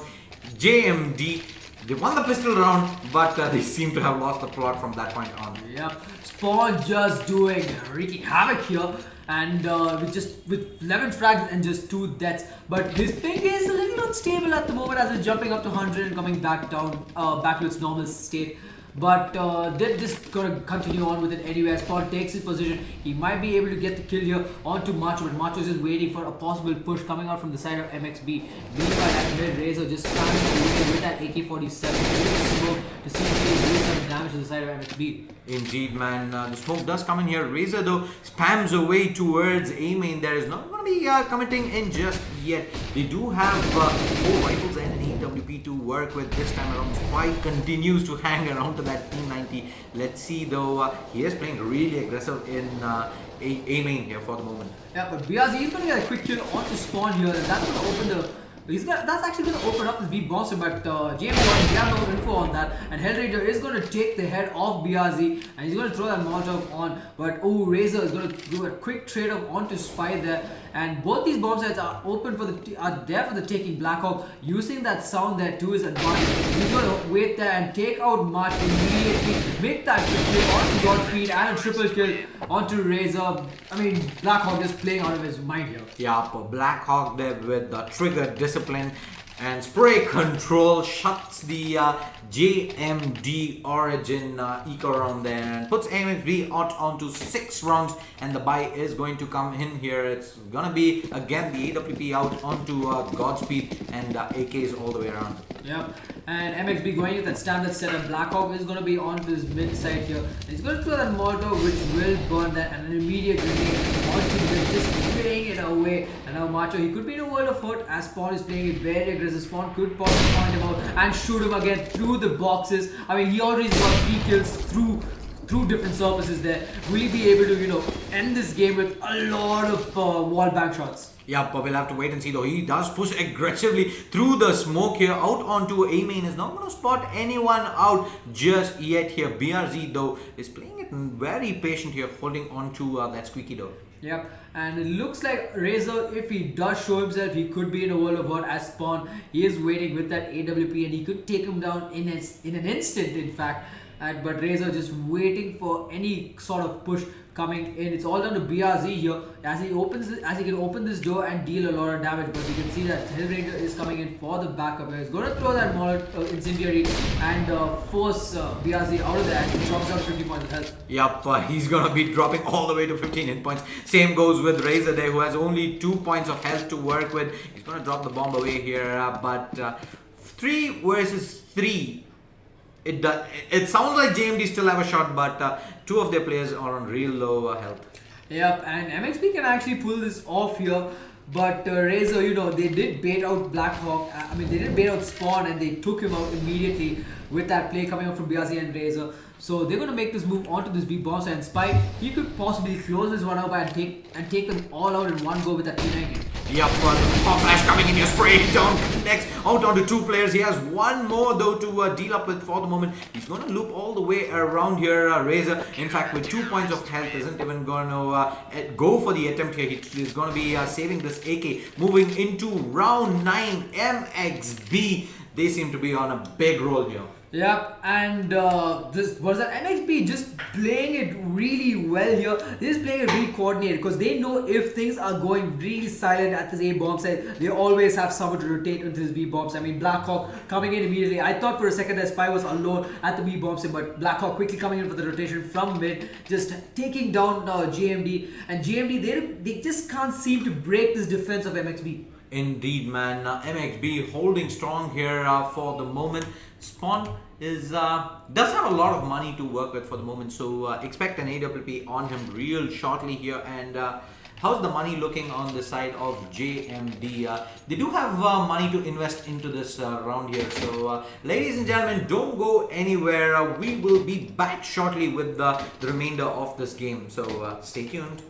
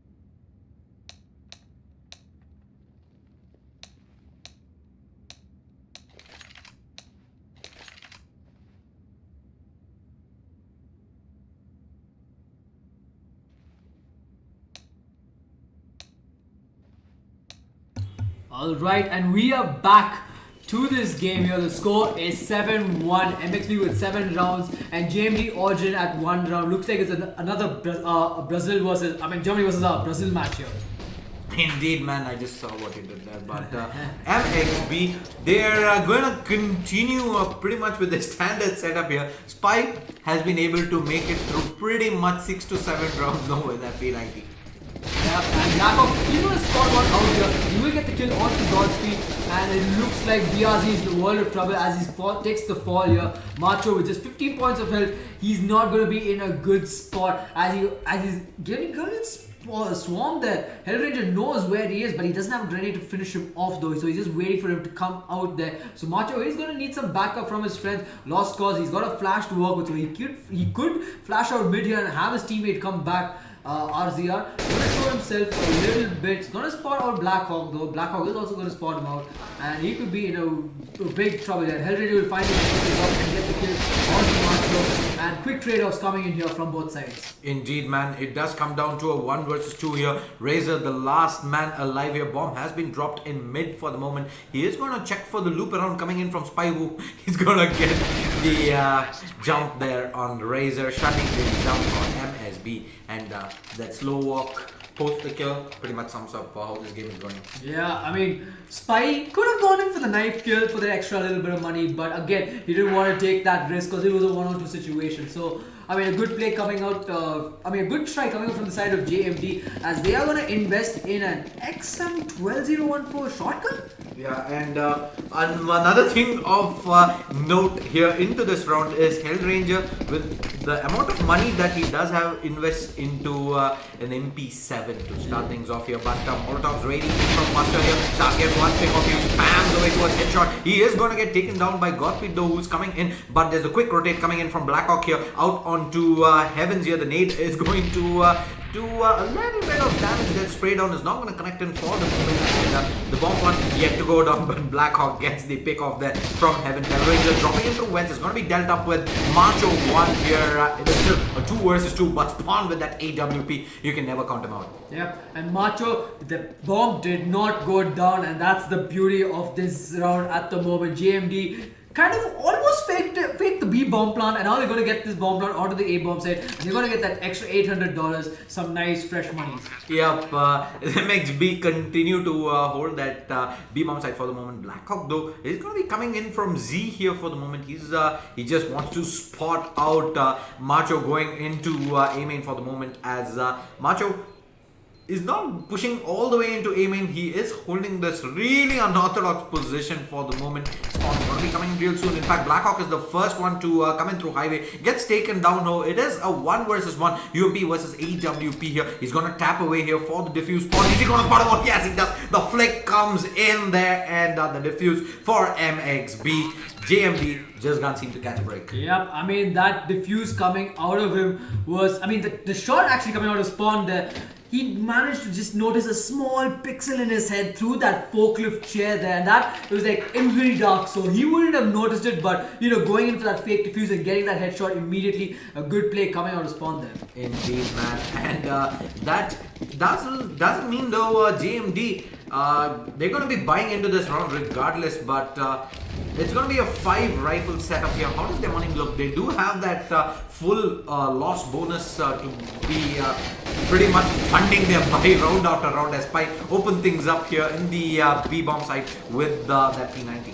Yep, and Macho is there in case if anybody makes a push, but Hellraiser is going to push up aggressively onto A main here and get the kill. Now it looks like a pop flash in this squeaky door, and he's not going to be able to find anyone just yet. Meanwhile, Lost Cause, he is gonna, looks like this double push coming in from Hellranger and Buster is gonna work out in their favor as the bomb has been spotted, and Lost Cause could be in a world of hurt here, and he will be taken down immediately by Hellranger, and Macho and Godspeed, they're gonna be coming in shortly, but Hellranger just doing some quick work there, and MXB, they're in a massive lead with a 10-1 scoreline. Yep, they just seem to be doing all the basics right. JMD, their hopes and dreams and momentum has been shattered for the moment. They have to regroup, make sure that they do their basics right. They need to get that opening pick, need to make sure that they're molotoving and smoking off the corners before they execute in, and they should be pretty much Gucci from that point on. Now we'll have to wait and see though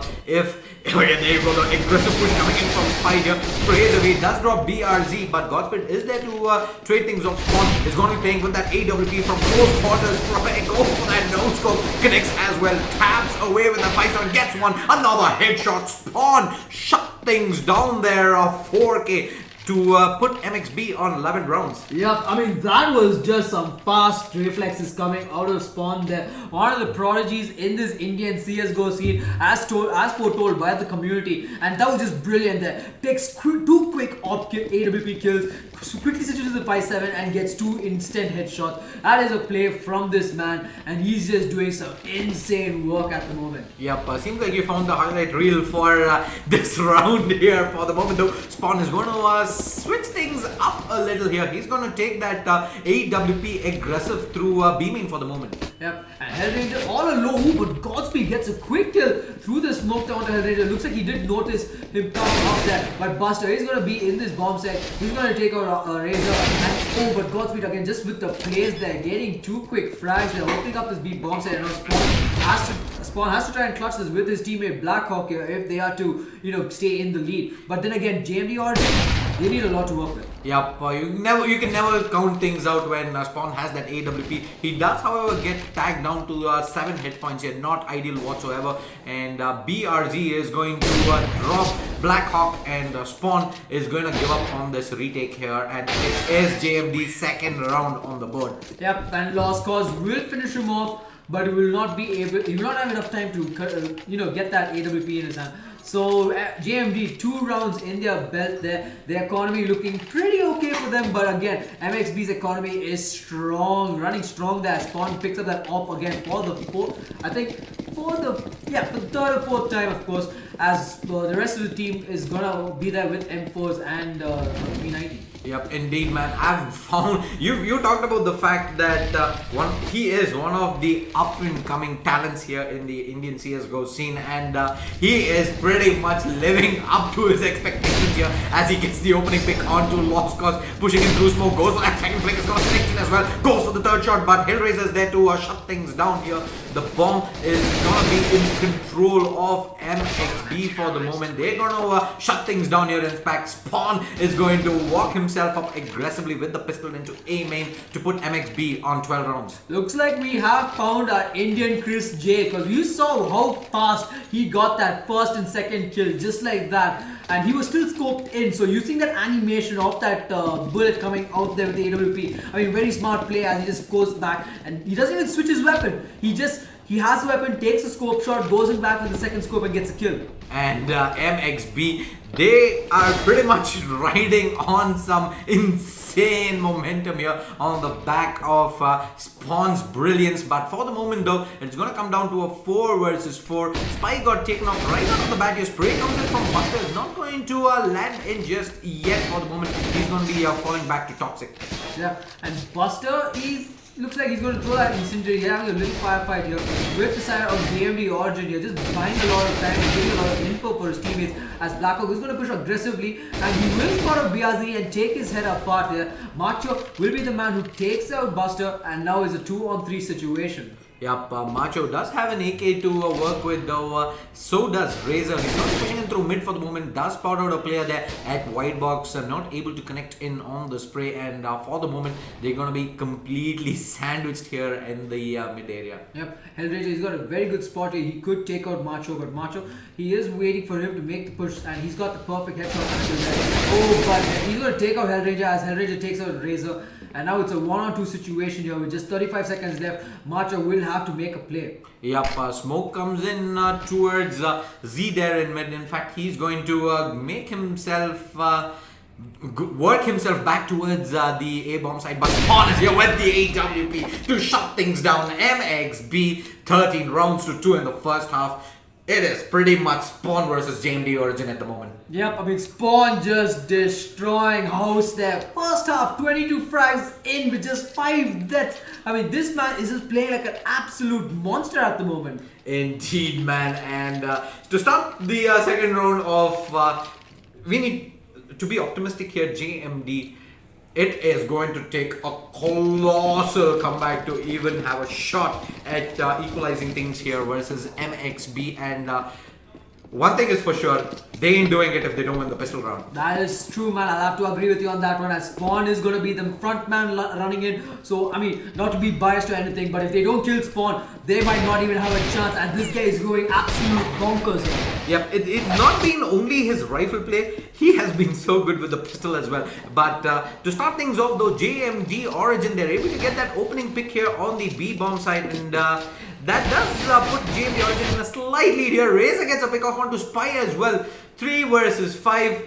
JMD Origin, they seem to have gotten off to the best possible start to the second half. Yep, and Spawn is going to be lurking out towards this A bomb side. Hellranger with the bomb is at vent, so they haven't spotted the bomb just yet. And Buster's going to open things up in this B bomb side with a quick headshot onto Lost Cause. He's just looking for more possible heads to pick off here, but unfortunately that's not going to be the case. And Hellranger will find out RatZ, and looks like this A bomb side is all for the taking. And Spawn goes down. Looks like JMD Origin, they've got a chance as is a 2-on-2 situation at the moment. Yep, 2-on-2 situation here. And the spray that comes in from Macho, not able to connect onto Buster here, brings this down to a 1 versus 2. Bomb is gonna go down shortly here, and BRZ, his position is known here to MXB, and the crossfire setup is gonna be really hard to crack. Yep, and he's in a pretty good spot as the bomb has been planted away towards the checkers, and he is gonna have to take out both of them to keep this alive here. But Hellranger is there up close with that P250, and he will take him out immediately. MXB wins this pistol round, and they're pretty close to closing this one out. I mean, 3 versus 5 in favor of JMD Origin. MXB can't seem to do anything wrong this game. Spawn down, they still managed to shut things down. 14-2 is the score. They're going to be able to buy into this round as well. 2 AKs, a P90, an UMP, and a MAC-10, and it's going to be a force by coming in from JMD. They only have 4, 5, 7 and a deagle to work with. Yep, and they're going to be pushing up aggressively as this A bomb side is all theirs for the taking, leaving Macho the last man alive. The bomb, however, has been dropped all the way to T-Spawn. Not sure if MXB are waiting for him to make the push and spawn it out, but this could actually cost them if Macho takes them all out. Yeah, Macho there goes in for the gunfight when the Hellranger doesn't manage to connect as MXB get out onto map point, and the money looks completely broken for JMD at the moment. Yeah, JMD, man, they'll have to be really careful here. Because, you know, right now they are going with secondary pistols and armor with a couple of utility to work with, whereas the side of MXB, 2 AKs, 3 SMGs, one of them being a P90, so that's actually a very strong buy coming out of them. Yep, indeed, man. Hellranger is going to be pushing nice and fast here to mid here. For the moment though, Z has been smoked off, which is going to force RatZ back here. Faster open things up on Godspeed, but Lost Cause is there to trade his kill away. 4 versus 4. The push is coming in from Highway. RatZ is going to be in the best possible position though. Yep, but he won't be able to make the best of that. But BRZ at the other hand, with that CZ, gets 2 quick kills as he sprays down on them. And now Blackhawk, all alone here at this B Heaven site, he could get picked off or he could deal a lot of damage here. So looking at which RatZ, he might be able to spot him out though. He will spot him out and he will take him down, leaving Spawn the last man alive. Yeah, but Spawn, he's gonna be dealt up with real soon, and JMD Origin, they survive for another round, but they have a long way to go to equalize things here versus MXB. Yep, they have a massive, more like a mile away, because they have to win a total of 12 rounds to bring this to overtime, and plus they have to win 4 more rounds in order to win this game and move on further into this upper bracket double elimination stage. But MXB, they're not giving up just yet, as they're going to go with the same buy. This time Spawn is going to be holding on to the AK, and looks like they're going to line up for an A smoke. We can see the smoke coming in towards Quad, and now Spy is going to be a queen aggressively, but looks like BRZ will get the quick trade off there. Buster will take them out, and now it looks like the A bomb side is all MXB is going to take it. Indeed, and spray coming in. Smoke goes towards Forklift as well, and in fact MXB, they're not going to go in for the bomb fight just yet. They're going to take this gunfight. Blackhawk gets the pick up onto Macho here from Forklift. Take that 2, leaving Lost Cause the last man alive. He does have a Farmers here, but he's going to be dealt up with real soon. Hellranger though does get taken down, but Buster is going to close things off, and MXB with a shutdown against JMD Origin, moving into the upper bracket round of 16. Yep, and JMD, they're going to drop down to the lower bracket, so they're not out just yet. So we could see them coming up back further into this game. So guys, don't go anywhere. This is RatZ and ShaDeSLaYeR signing off. We will be back with the third and final game between Team Invisible Wings and yep, I kind of forgot there. No worries whatsoever. So ladies and gentlemen, don't go anywhere just yet. We will have the final game coming your way real soon, so stay tuned.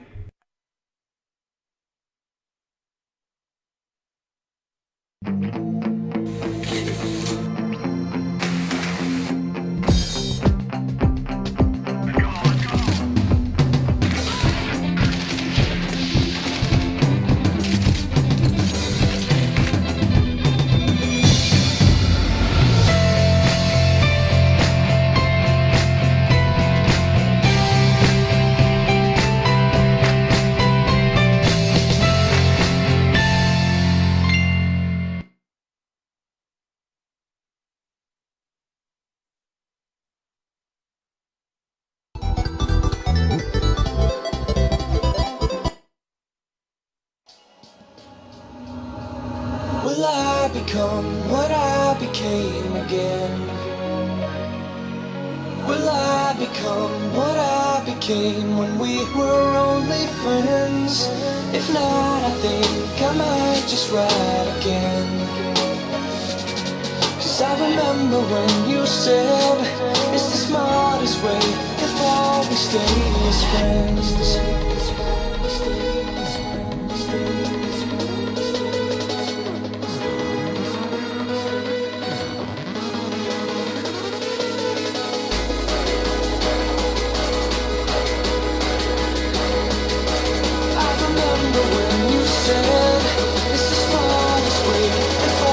Stay as friends.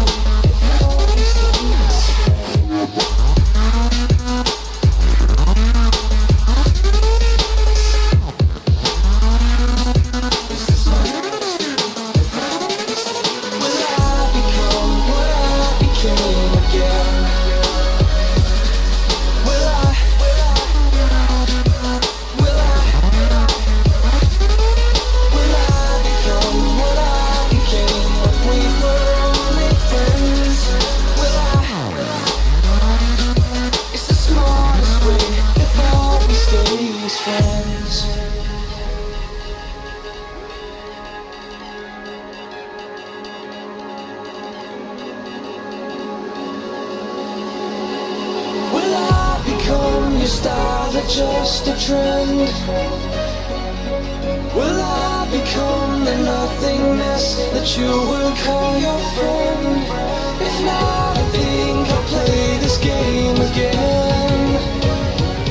'Cause I remember when you said it's the smartest way if all we stay as friends. 'Cause I remember when you said it's the smartest way if all we stay as friends.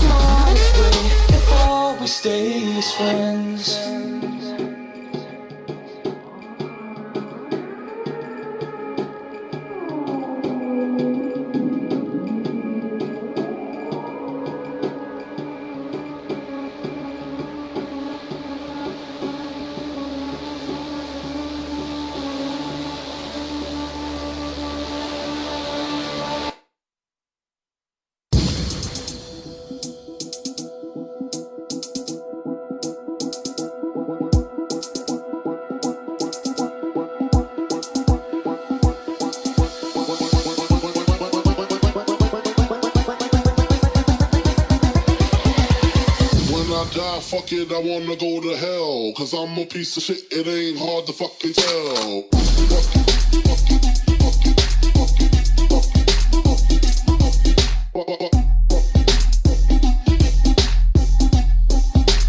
Hard to fucking tell.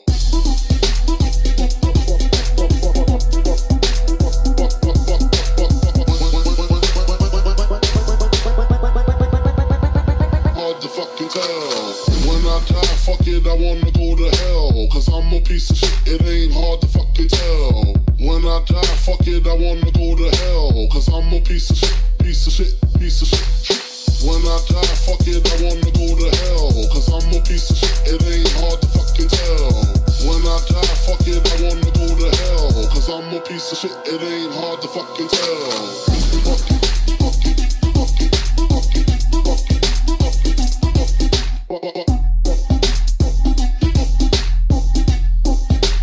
Hard to fucking tell.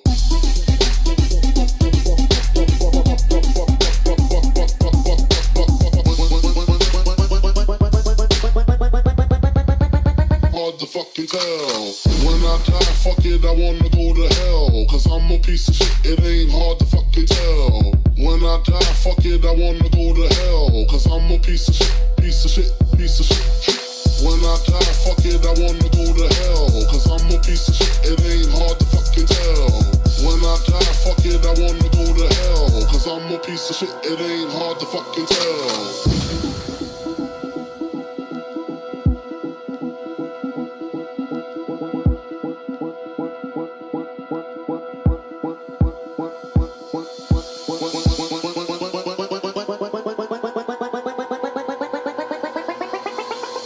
When I die, fuck it, I wanna go to hell. Cause I'm a piece of shit, it ain't hard to fucking tell.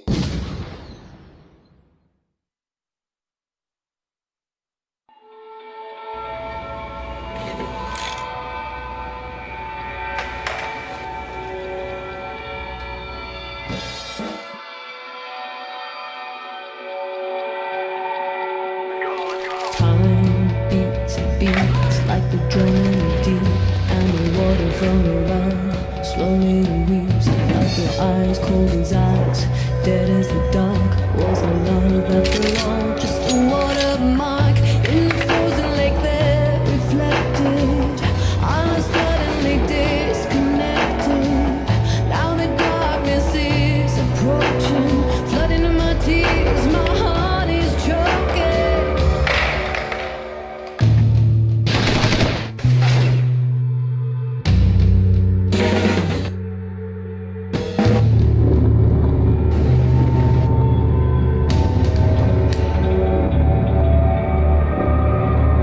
Gonna take some time, but I will prove I'm stronger. The devil's gonna hold, trying to pull me under tonight. Think of fire, turn away my tears. Gonna creep out those twisted years.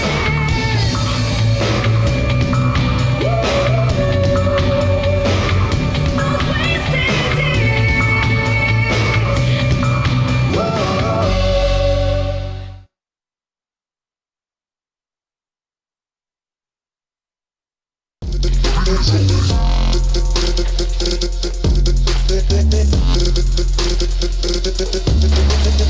Wait, pause. Jason just liked my selfie. What a creep. Is that guy sleeping over there? Yeah, the one next to the girl with no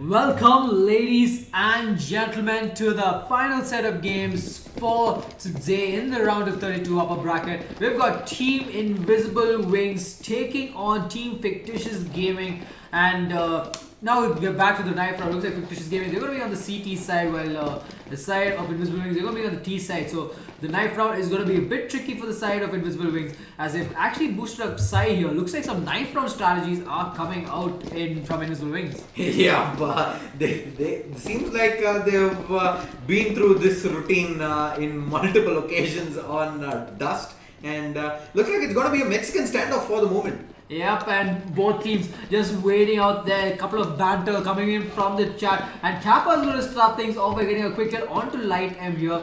He's just waiting up.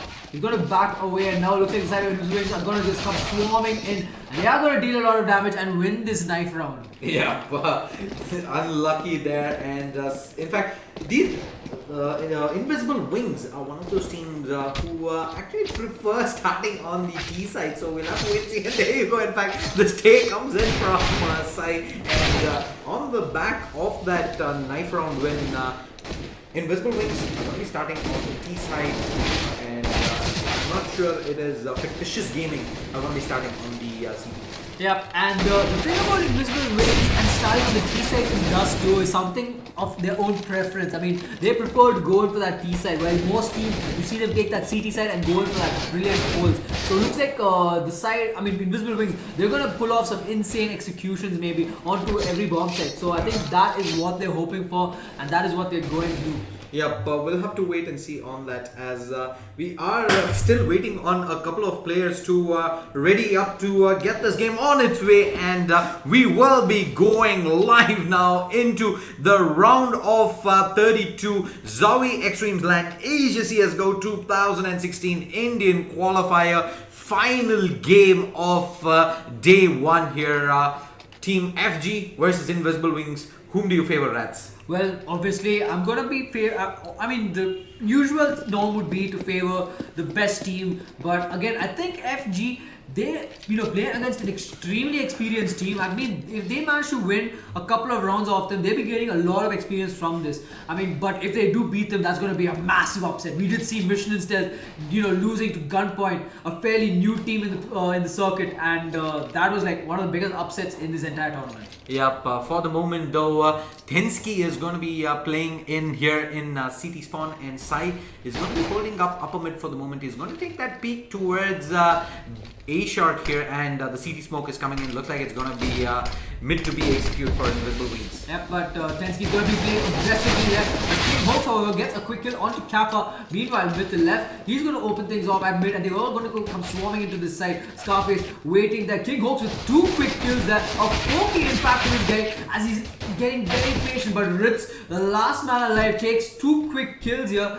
and he could possibly clutch this one out, but it's going to be extremely difficult as Light M and Knight are just waiting for him to make that bomb plant. Indeed, man. What on earth was King Hawks up to here, man? He steps things up as Invisible Wings come swarming in onto this B bomb site here. Bomb is yet to go down from RatZ, and he doesn't have time to, in fact, rotate all the way back to the A bomb site. So he's gonna have to make up his mind real soon. He'll either have to take the fight, or he'll have to go for him for the fake plant. And looks like the side of FG playing it really smart, waiting for him to go for the plant. They know he has no time, but RatZ is going to get the first kill onto Light M, and now Knight is going to play it really safe. He's going to back away while RatZ searching for that kill. He's going to got 10 seconds to plant, and Knight, he's going to come up through his to the tunnels. Indeed, man. How did this round go all so bad for FG here? It comes all the way down to a 1 vs 1. RatZ though is going to be caught with reloading the gun there, and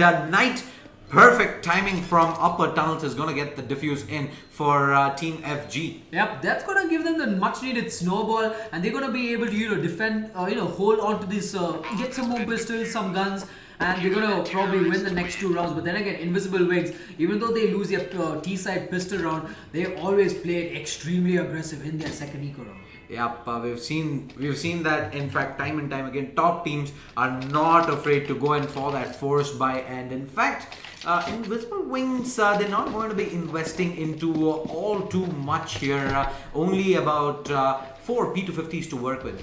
Yeah, it looks like they might be actually gunning in for that secondary plant. They didn't get the plant in the first round, so if they get another plant, they'll be able to get a lot more money and probably buy up for the next plant. So it looks like Tensky is going to open things up by getting a quick kill onto Kappa here, and Light M, he's holding this A ramp position on his own, while the rest of Invisible Wings are coming in through Catwalk, and now the flash is going to be lined up here. It's going to be thrown real soon, and here it comes. Now it's all down to Light M. Will he be able to hold this site on his own till he can receive backup? Yep, we'll have to wait and see though. He's not able to get that opening pick as Invisible Wings convincingly make it into the A-bomb side. Bomb is going to go down. 3 vs 4 here. Team FG can definitely still do it here. They have the superior weapons and only pistol to work with. Armor out on middle F only for Invisible Wings, but it's going to be real difficult as Scarface is going to come in with that P90, shutting 3 players down in A shot there, and Knight drop side defuse is going to come in for FG. A convincing retake of the A-bomb side. Yeah, I mean, that was a pretty good round there coming out from Team FG as Scarface comes in with that 3k P90 spray on Invisible Wings. I mean, you know how Sai loves that P90 so much. We did see him deal a lot of damage with that gun in his previous rounds there, and Scar just showing him a taste of his own medicine there. But because of that second plant, Invisible Wings, they're going to be on a full buy here.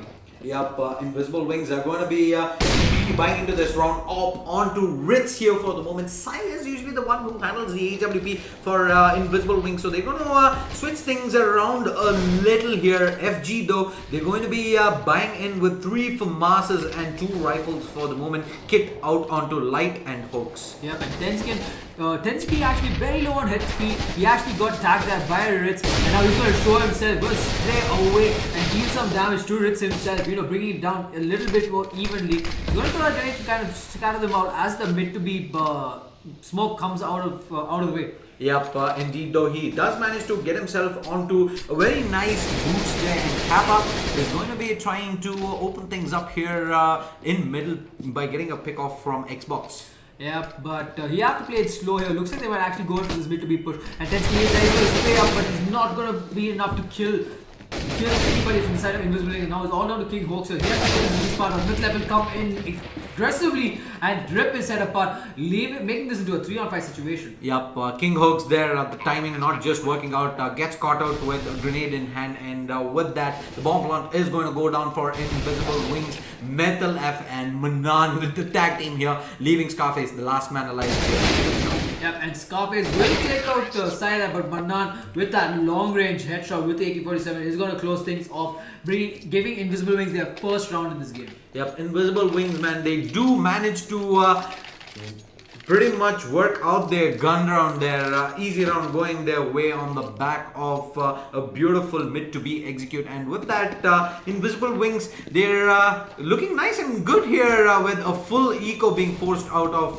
Team FG. Yep, and now it looks like Team FG might be making an aggressive push though. With the left is going to spot him outside. He's going to get 1 kill, make that 2 as Mithlef is there with back up a light up. He's going to pop his head and going to split his head open actually. But Sai is waiting there. He does pick up that rifle, and that's going to be really useful. Tensky just getting all that info, and he knows he's signaling his teammates to go up a shot here. But Light M knows, and Tensky going to play really safe, and he's not going to risk it at all. Yep, Tensky is going to be playing it nice and slow. The Hawks going in for the aggression here. He's going to be pushing in all the way down to lower tunnels as the bomb plant though does come in the A-bomb side. He's going to be just a little too late to the party. Yep, and it looks like Team FG, they might decide to save that. You can see Lightem already moving back there. Tensky is going to take the fall as Manan will rip his head apart, leaving this into a 2-on-4 situation. But yeah, it's going to be a 1-on-4. And Lightem, he's gonna save this weapon for the next round. Yep, but the entirety of Invisible Wings are swarming in here.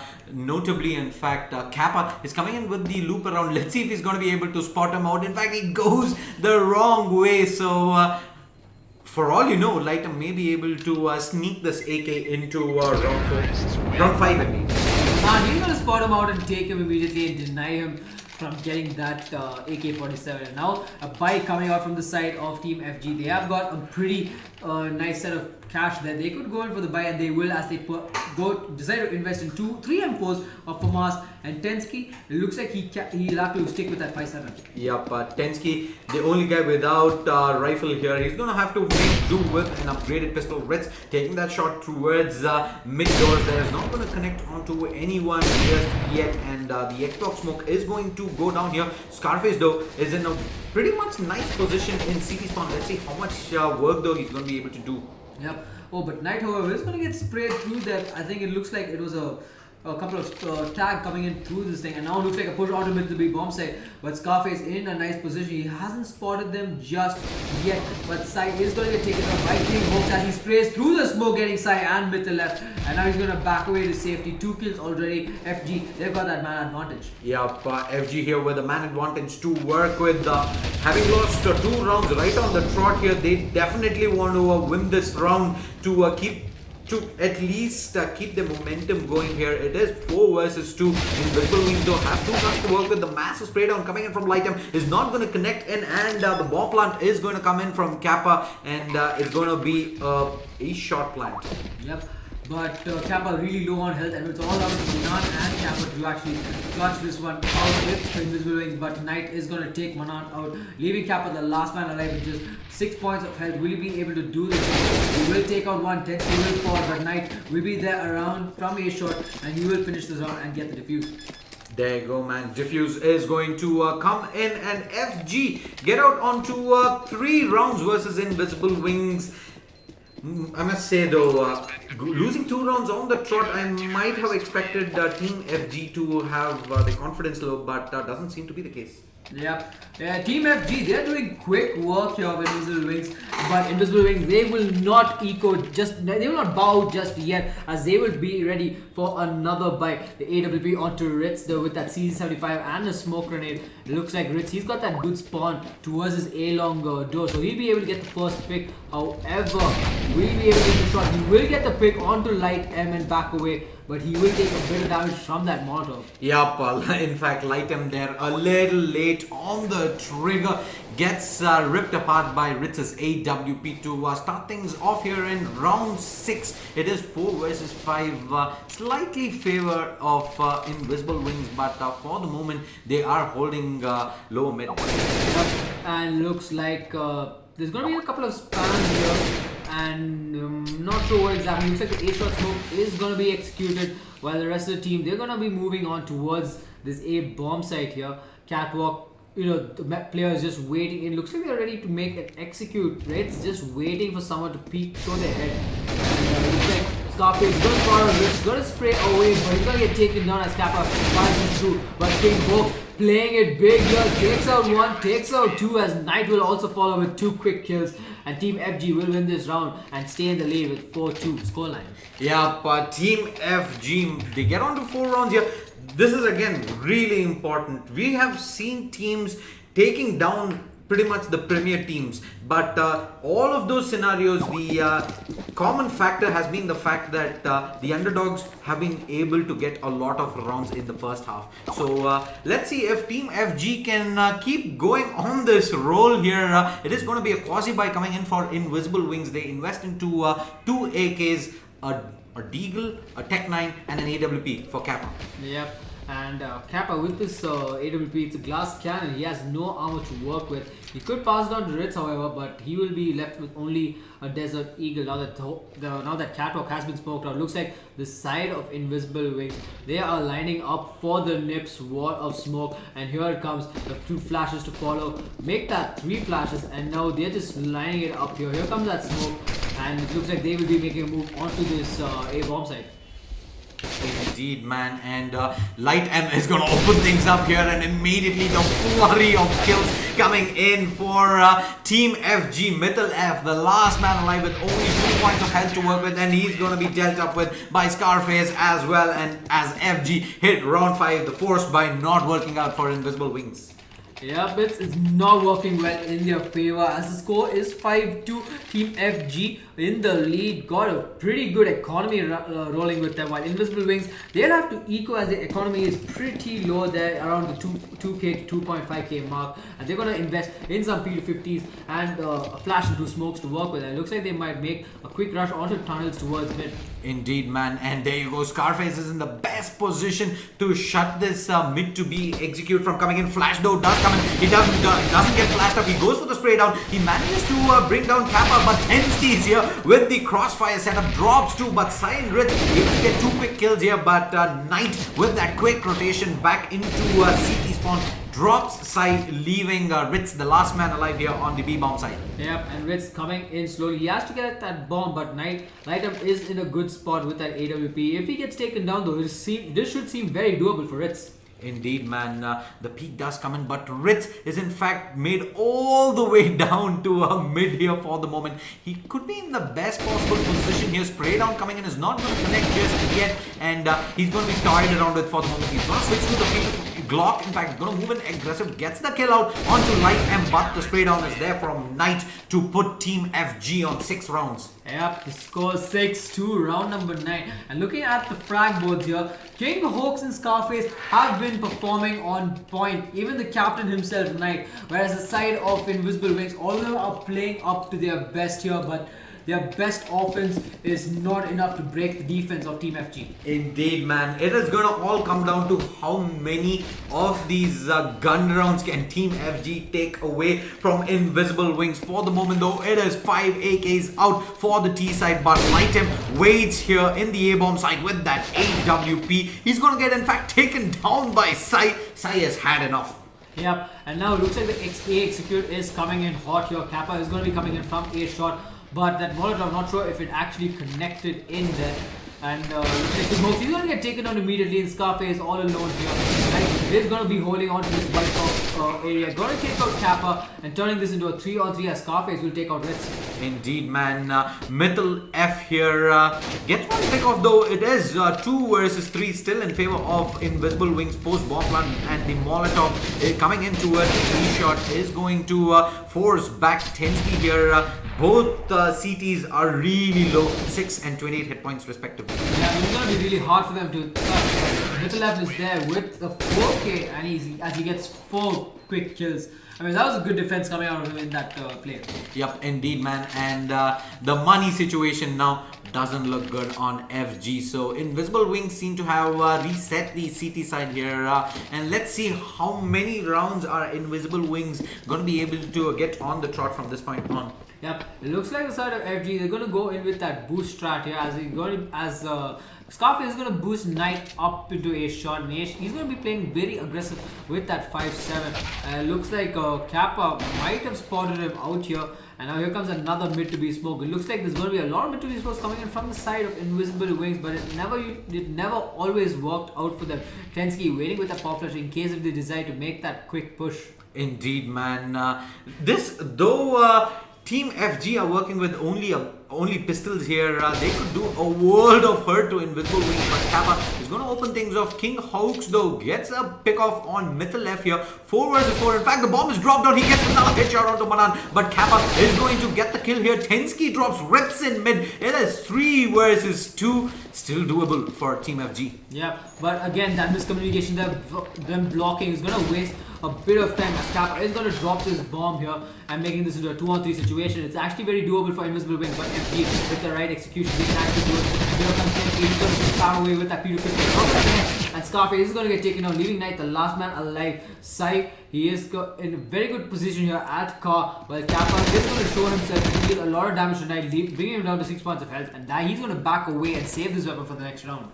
Again, man, Invisible Wings, so many of their rounds they win is more on the fact that Team FG just can't seem to close rounds off, and IW are going to be getting on to 4 rounds here with that bomb explosion coming in. I would say again, Dust 2 it doesn't favor any side, so any scoreline in the first half could easily be overturned in the second half. Yep, that is true, my friend. And we haven't seen how well Invisible Wings plays in the CT side of Dust 2. Especially Dust 2, a map that is very familiar for most of the teams out there in India, being India's favorite map and all. So Team FG right now on the lead with 6-4 against Invisible Wings, and Invisible Wings just need 2 more rounds to close things off. Indeed, man. RatZ is going to be taking that AWP peek onto B side here towards the upper tunnel. He's going to take that shot through the smoke, but he's going to be pretty much forced out of there for the moment. Mythal is going to be taking it from Xbox, spamming away through the smoke, but they're not going to connect on to anyone just yet. In fact, Lightem gets tagged all the way down to 34 hit points, and he's going to be falling back towards CT. Yep, he has to play really safe, and Knight is also going to get a bit of damage there as Manan is going to push up and take him down immediately. Knight will spot him out and pick his head off as soon as he can. And now it's a 4-on-4 situation here with Invisible Wings. They have the health advantage as Lightem is really low. Yeah, but RatZ open things up here versus Tensky with that AWP, and that is going to give them the B-bomb site here, and the bomb is slowly but surely making its way there. RatZ gets another pick off onto King Hawks, and this should pretty much be a done and dusted round for Invisible Wings. Yep, 2-on-4 situation. The side of Team FG, they will have to save this as their money situation doesn't look really good as Scarface and Lightup. They've only got less than $1,500 to work with. So they're going to save these weapons on to the next round, and hopefully they can try and close, prevent Invisible Wings from closing it out and equalizing the scoreline. Indeed, man. They definitely want to save this AWP and M4 going into round 12 here. Invisible Wings have slowly but surely crept back to FG, and now the lead is only down to 1 round. Yep. Looks like they are going in for the hunt and cap out. They will spot out Lightup as Lightup gets taken down, and Invisible Wings will take away the weapons from Team FG and also get an op. I mean, they doesn't decide to go for the AWP, and now the economy for the side of FG is not looking really good as they'll have to be forced into a complete eco here, and they will buy up a P250, a flash onto Tenziki, while the rest of the team they're still deciding on what to do. Yep, if they manage to save that AWP and the M4 into this round, they might have gone in for a mix by there. But as things stand, they're going to be forced into a hard eco here, investing only into upgraded pistols on 3 players here for the moment. Scarface is going to be getting in car, and Mithalef is going to easily be able to deal up with him. Yep, and now Knight is going to get his head ripped apart here. Lightup just playing smoke a little bit here. He's going to show himself, and going to be spotted out by RatZ, but RatZ will finish him off with that CZ75. And we can see King Hawk is going to slowly creep up here from CT. He will be spotted out, though he will be spotted by Mithalef, but Mithalef will take, Mithalef will take the fall there, but RatZ with the AWP will take him out. And Tenziki, he's got that AK-47, and he's going to save this for the next round. Indeed, man. He doesn't want to deal with anything from Invisible Wings as he makes his way towards this B-bomb site here. Let's see if he's gonna be able to save this AK as Invisible Wings level things up against Team FG here at 6-6. Yep. And this is definitely going to be a 6-6 scoreline here. But Tenziki, he's got that AK-47 and he's going to be able to carry out in the next round. So that is going to be pretty helpful. Looking at the economy of Team FG and their players, look like Tenziki, he won't be able to get that full set of nades. But because he saved that AK-47, he will be able to get like a complete utility buy, and he will be able to hold the site better. Indeed, man. Let's see how things work out though, as Team FG seem to have fallen into a rut in the last 3 to 4 rounds. They're going to be investing into a double op setup here. First time in this game. Let's see if that is going to make a difference. Yep, and the double up setup is going to be up at mid. And it's going to be like a double op at mid here, but more focused towards this B bomb side from King Hawks, as the side of Invisible Wings going to try up for that mid to be smoked yet again, and just spamming away through the doors, trying to deal as much damage as they can. Scarface, he's going to throw up the smoke and prevent the side of IW from pushing in further. Now it looks like it's going to be a push onto this mid to B spot here, and Light M completely smoked off. King Hawks needs to get the will miss the first shot as Kappa will take him down. Kappa with 2 quick kills, and this B bomb set is all theirs for the take.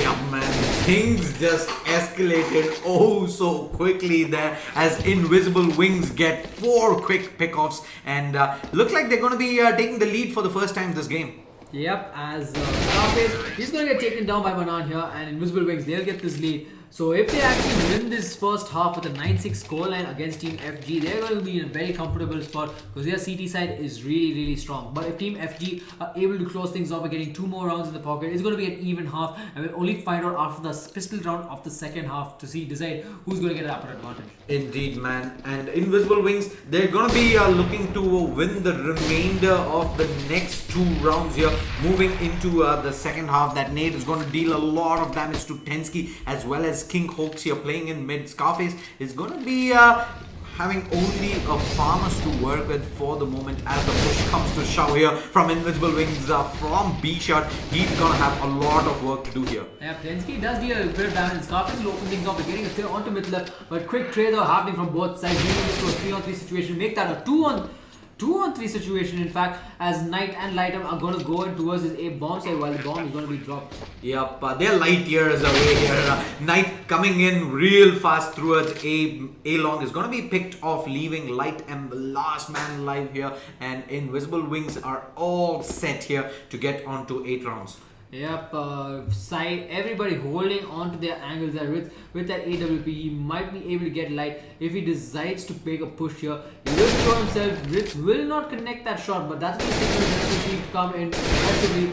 Sai is just playing around and shooting. But Lighter will get 2 quick headshots here, but he will not be able to close this one. But he does get the kill onto RatZ. A 4K from Lighter, but no time to defuse his bomb.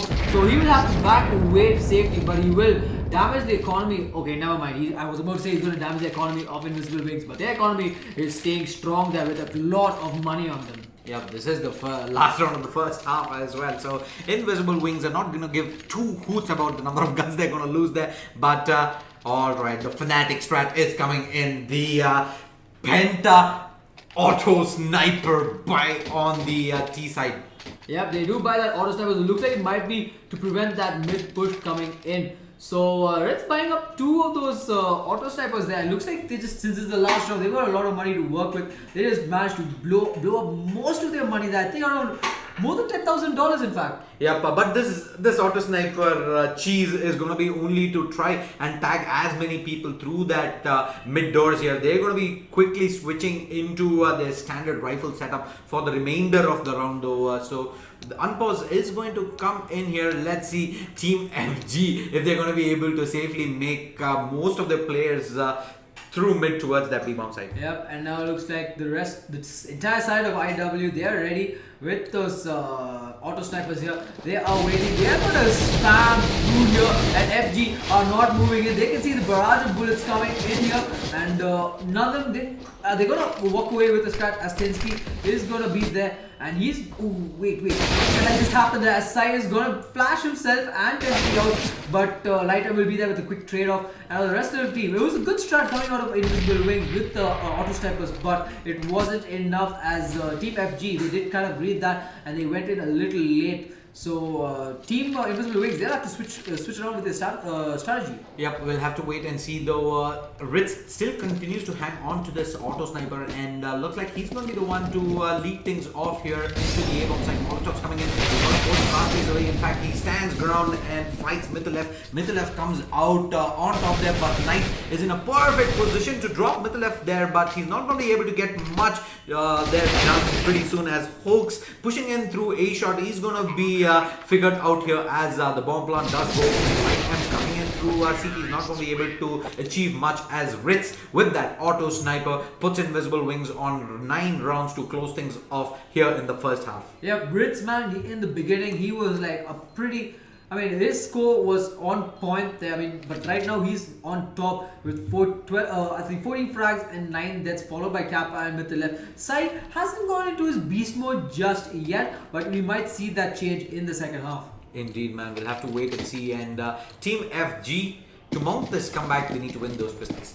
It's like this is like the 10,000th time we have said this in the ZOWIE eXTREMESLAND tournament, but that is the hard fact. Going up against a premier team, you need to get all the rounds that you can muster, and winning the pistol round definitely has to be at the top. Yeah, and the side of FG, they're going in for that raid boss strategy against Invisible Wings, as we have that Tech 9 and armor on tonight here.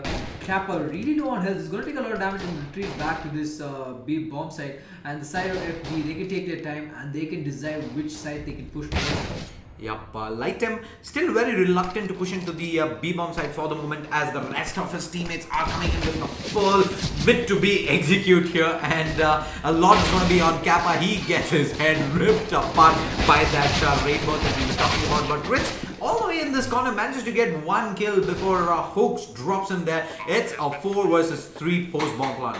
Yep, and now this Manan here, he's at window. He's going to take 1 pick onto King Hope here, but Knight is going to take outside. And looks like Manan is also going to take the fall, leaving Mythalef the last man alive coming in through window. Mythalef will be able to clutch this one for Invisible Wings, or will be taken down here by FG, and he will tap away, but it won't connect, as Knight will take him out with that Tech 9, finishing it off with 3K. Yeah, the perfect start to the second half for Team FG.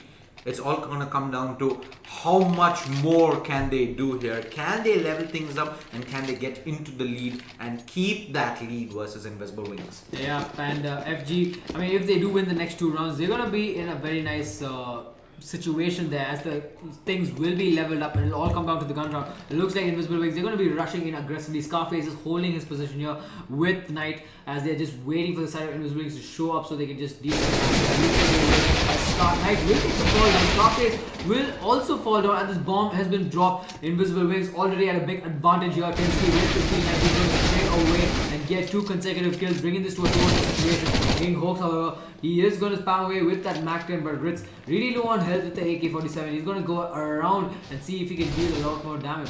Yep, no reason whatsoever. In fact, he does the safe bet there, waits for his ally to rotate in, gets the pick onto King Hawks, and Tensky takes a fall as well. And Invisible Wings, they win that force by their team FG. They did the first step right, immediately are pretty much down there on the second one. Yep, and that's going to put Invisible Wings on that double-digit mark in this game. The score 7-10 in favor of Invisible Wings. And Invisible Wings, they are going to boost themselves up here. A very nice tactical boost coming out of them with that smoke at middle. But the entire side of Team FG, they're slowly playing in this upper tunnel area here. With Tensky, you know, just slowly creeping up. If he does push in through the mid and sees a boost, he might be terrified. Indeed, man. Saido is playing oh so close here with that boost in mid there, and he's going to be able to get 1 kill. The spray comes in through the smoke, is not going to connect in, and Team FG, this force buy seems to have gotten off to the wrong start. Yep, and it is not going well in their favor. I mean, Tensky did get surprised there when he pushed out the smoke and saw a boost, and that signaling his teammates, they backed away. So they'll have to be played very carefully now, as Team Invisible Wings, they've got every side covered. Indeed, man, and 7-10 is the score here. They do still have 2 Tech 9s and Kevlar and Helmet to work with. Deagle out onto Hawks. Hawks has been the man who's been stepping up for Team FG, but his heroics have been in vain in the last few rounds. Yeah, I mean, he did get that 4K in the pistol round, and now Knight, he's going to pick up that Deagle and see if he can get a kill onto RatZ, and he gets an instant headshot there. What a lovely play. He will get the second one though, he will get the headshot onto his side. 2 quantities already, but now the double P coming in from the side of Invisible Wings. He's going to be in a lot of trouble. Plus, Alupra coming in from with the left, but Manan's going to close things off and win this round for Invisible Wings. Yeah, pretty much a standard shutdown coming in from Invisible Wings. Like you mentioned, it was a small heroic attempt there coming in from Knight, but it's only a small blip in the large scheme of things for Invisible Wings, as they hit 11 rounds. Team FG are going to be forced into another eco. Yeah, and tactical pause coming out there from FG. I mean, they don't want to lose to a team like Invisible Wings. They did have that early on lead where the score was 6-2, but then Invisible Wings started coming back up into this game, and now Invisible Wings are in the lead. So they, Team FG, they want to try and win this round. They do have the money. I mean, they don't have the money to work with, but they can make something out of this eco, as they're all going to invest in that P250 of smoke and a flash onto Tensky. So it looks like the match is going to be resumed from the side of FG, and you're going to see the strategies that I've been discussing in the past time. Yep, we'll have to wait and see though if Team FG are going to be able to do much from this point on, though momentum clearly not in their favor. It is they're going to have to dig deep to even win a few rounds from this point on. Yep, and now we can see they're slowly walking up here towards tunnels, and they're going to slowly move in towards. I mean, they're going to get this complete upper tunnel side with the ALZ. He's going to get 1 kill. He goes in for the second one, but does not connect onto Knight though. He does manage to tag his leg a little bit as he drops down to 73 points of health, and on the side he's going to come out and get another kill, thwarting the plan of Team FG. And FG, they're in a bad spot. Yep, they're just going to walk through the smoke, and RatZ is going to slaughter a couple of their players. He does, however, get taken down by Tensky, but Tensky is all alone here. Kappa is going to close things up, putting Invisible Wings on 12 rounds. Yep, the scoreline is looking really good for Invisible Wings, but now here comes the buy from Team FG. Maybe the plan was just to, go forward ahead. Maybe FG must have been thinking ahead of rounds, not that particular round in general. So we're going to have to wait and see how it turns out for the side of FG. Yep, we'll have to wait and see though. It is 5 AKs. They have a lot of utility to work with though. So expect it to be a slow play coming in from Team FG. But Invisible Wings, They have been on point. Once Sai has switched to that AWP, he's always been able to open things up for Invisible Wings. Yep, he has that different kind. He has a very different kind of AWP style. It's more like aggressive kind of play. RatZ and most of the oppers, they kind of play it with the patience, but Sai, however, goes in like a beast, takes the kill, backs away, comes back for more, and gets the other kill. That's how, as far as I've noticed, that's how Sai goes about with the AWP. Indeed, man. That is so similar to how JW plays AWP. Always likes to take the AWP to the opponents rather than holding the angle and waiting for the opponents to come to you. But for the moment, though, Invisible Wings, they do lose a player right off the bat. RatZ gets taken down here, and with the mid to be execute coming in here for Invisible, in fact, Team FG, Kappa is going to have his work cut out. Yep, Kappa is holding on his own here, but this is going to force a rotation coming up from Kappa in the CT base. But Sai is there with the AWP. He could get a pick up as well. He's going to be smoked off completely. Goes in, takes one down, takes out 10K in fact, but Manan is there with the loop around. And he'll take two guys out immediately. Yep, looks like that was a fake coming in towards mid to B. They moved themselves towards A shot, but Sai was there with the AWP support coming in from Manan as well. He's going to finally get dealt up with Sai. Gets a pick up onto Knight, leaving King Hoax the last man. Knight goes in for the quick scope, and he's able to pretty much deal up with King Hoax here, putting Invisible Wings on 13 rounds. Sai with that AWP. He's completely on point. Yeah, I mean, Team FG, King Hoax, he kind of, what's the right word? He kind of whiffed a little bit there when he was fighting Sai. He could have possibly clutched this. He did have the opening advantage to Sai. He could have taken him out, but Sai there was fast enough to react and gets a quick gets a quick kill onto with that AWP. And now looks like the side of FG is going to be but RatZ getting one kill onto Scarface, and it's going to be quickly traded off by King Hoax. Indeed, man. 1-for-1 trade. They're going in. Team FG, they do not have really good guns to work with, though. They have a couple of techniques, a Galil and an AK, and that technique that we talked about gets immediately taken out of play by Sai there. But Tensky is going to be able to drop with the left here. Goes down with that tap away, but Kappa with that spray down drops two players on the side of FG. Knight is going to be stuck all alone here in T-spawn. Yep, he does have a minute and 10 seconds to work with, so he could make that quick push onto the A bomb side here. Not sure which path he'll decide to go. If he decides to go A shot, he could be in a world of hurt as Manan is waiting for him. But it looks like Knight, he is going to go towards this A long position here, and he's going to be able to get this bomb plant. Indeed, man. Let's wait and see, though. Nobody on the A bomb side for the side of Invisible Wings. So Knight, he might still be able to sneak a bomb plant in, but he's gonna have to make this move real soon, as Manan is actually thinking about trying to make this push. Kappa, in fact, is continuing to hold mid, in fact, A long from CT spawn. So if the spray down is on point, we might see Knight actually not make his way towards that. Kappa will in fact take out Knight immediately. There is no helmet armor on the side or on Knight there, so he's going to get his head ripped apart immediately. Yep, I don't see a reason why he had to take that gunfight there all the way across the map. He could have got the bomb plant down, forced the rest of Invisible Wings to come close for that combat, and if things worked out well in those duels, he could have come out on top. But Invisible Wings go on to pretty much 14 rounds here and 1 round away from hitting map point. Yep. And the thing about Knight there in that last round, he could have used that flash. He did not utilize it to its fullest potential. He wasn't able to get that plant in. If he did, it would have been perfect. And now we can see Tensky is going to line up for that A shot smoke here, and that's going to allow the side of FG to actually make a move towards this A bomb side. Indeed, man. But in fact, the Molotovs are going to rain in. A shot is smoked away as well for the moment. Tensky, though, prodding through that mid dose, is not going to be able to find anyone just yet, and Sai with that AWP there in shot is going to pick off Tensky and drop himself down to CT spawn. Yep, and now Scarface is the last man alive. He's going to be surrounded by everybody inside Invisible. Takes out one, but Sai is there with the 5-7 and takes him out, bringing Invisible Wings to match point.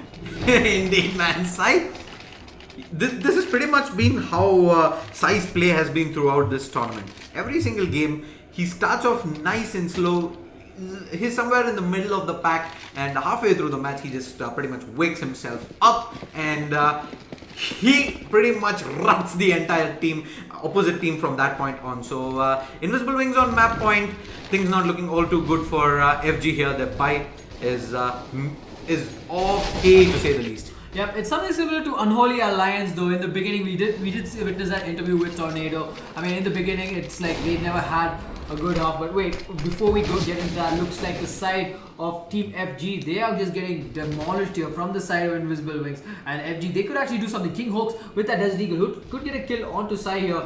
But oh, looks like he does, and he pops his head apart. And now he's actually getting a chance for the side of FG. The GG has already been called, but Sai is going to compliment him for that shot. Now Knight, he is going to try and find the head of Mythilef here, but he's going to be in a very bad spot as Kappa is going to come around and get the kill, and this game is going to go in the way of Invisible Wings. Invisible Wings pretty comfortably shut things down against Team FG here. Team FG got off to a really hot start, but that was pretty much it. And I must say, the small light at the end of the tunnel was that beautiful 1D onto Sai and Along. Yeah, I mean, not just that, even the 1Ds onto RatZ from B tunnels to the B plateau, and again from the upper tunnels to the lower tunnels onto Sai. So, I mean, King Hawks, I mean, commendable performance from him with that 1D. I mean, he's showing how much of a player he is with that Desert Eagle. And another player that comes to my mind, especially with that Desert Eagle, is Sunil Snorlax Suresh.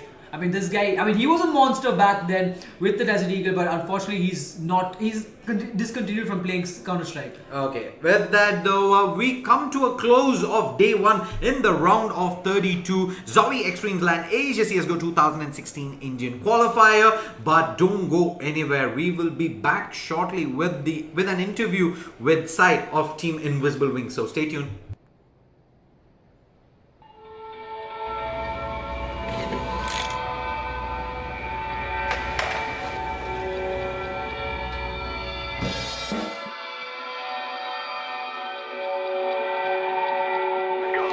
Time beats like the drum in the deep, and the water from around slowly weeps. Like your eyes, cold as ice, dead as the dark. Was our love after all just a watermark in the frozen lake that reflected? I was suddenly disconnected. Now the darkness is approaching, flooding in my tears. My heart is choking.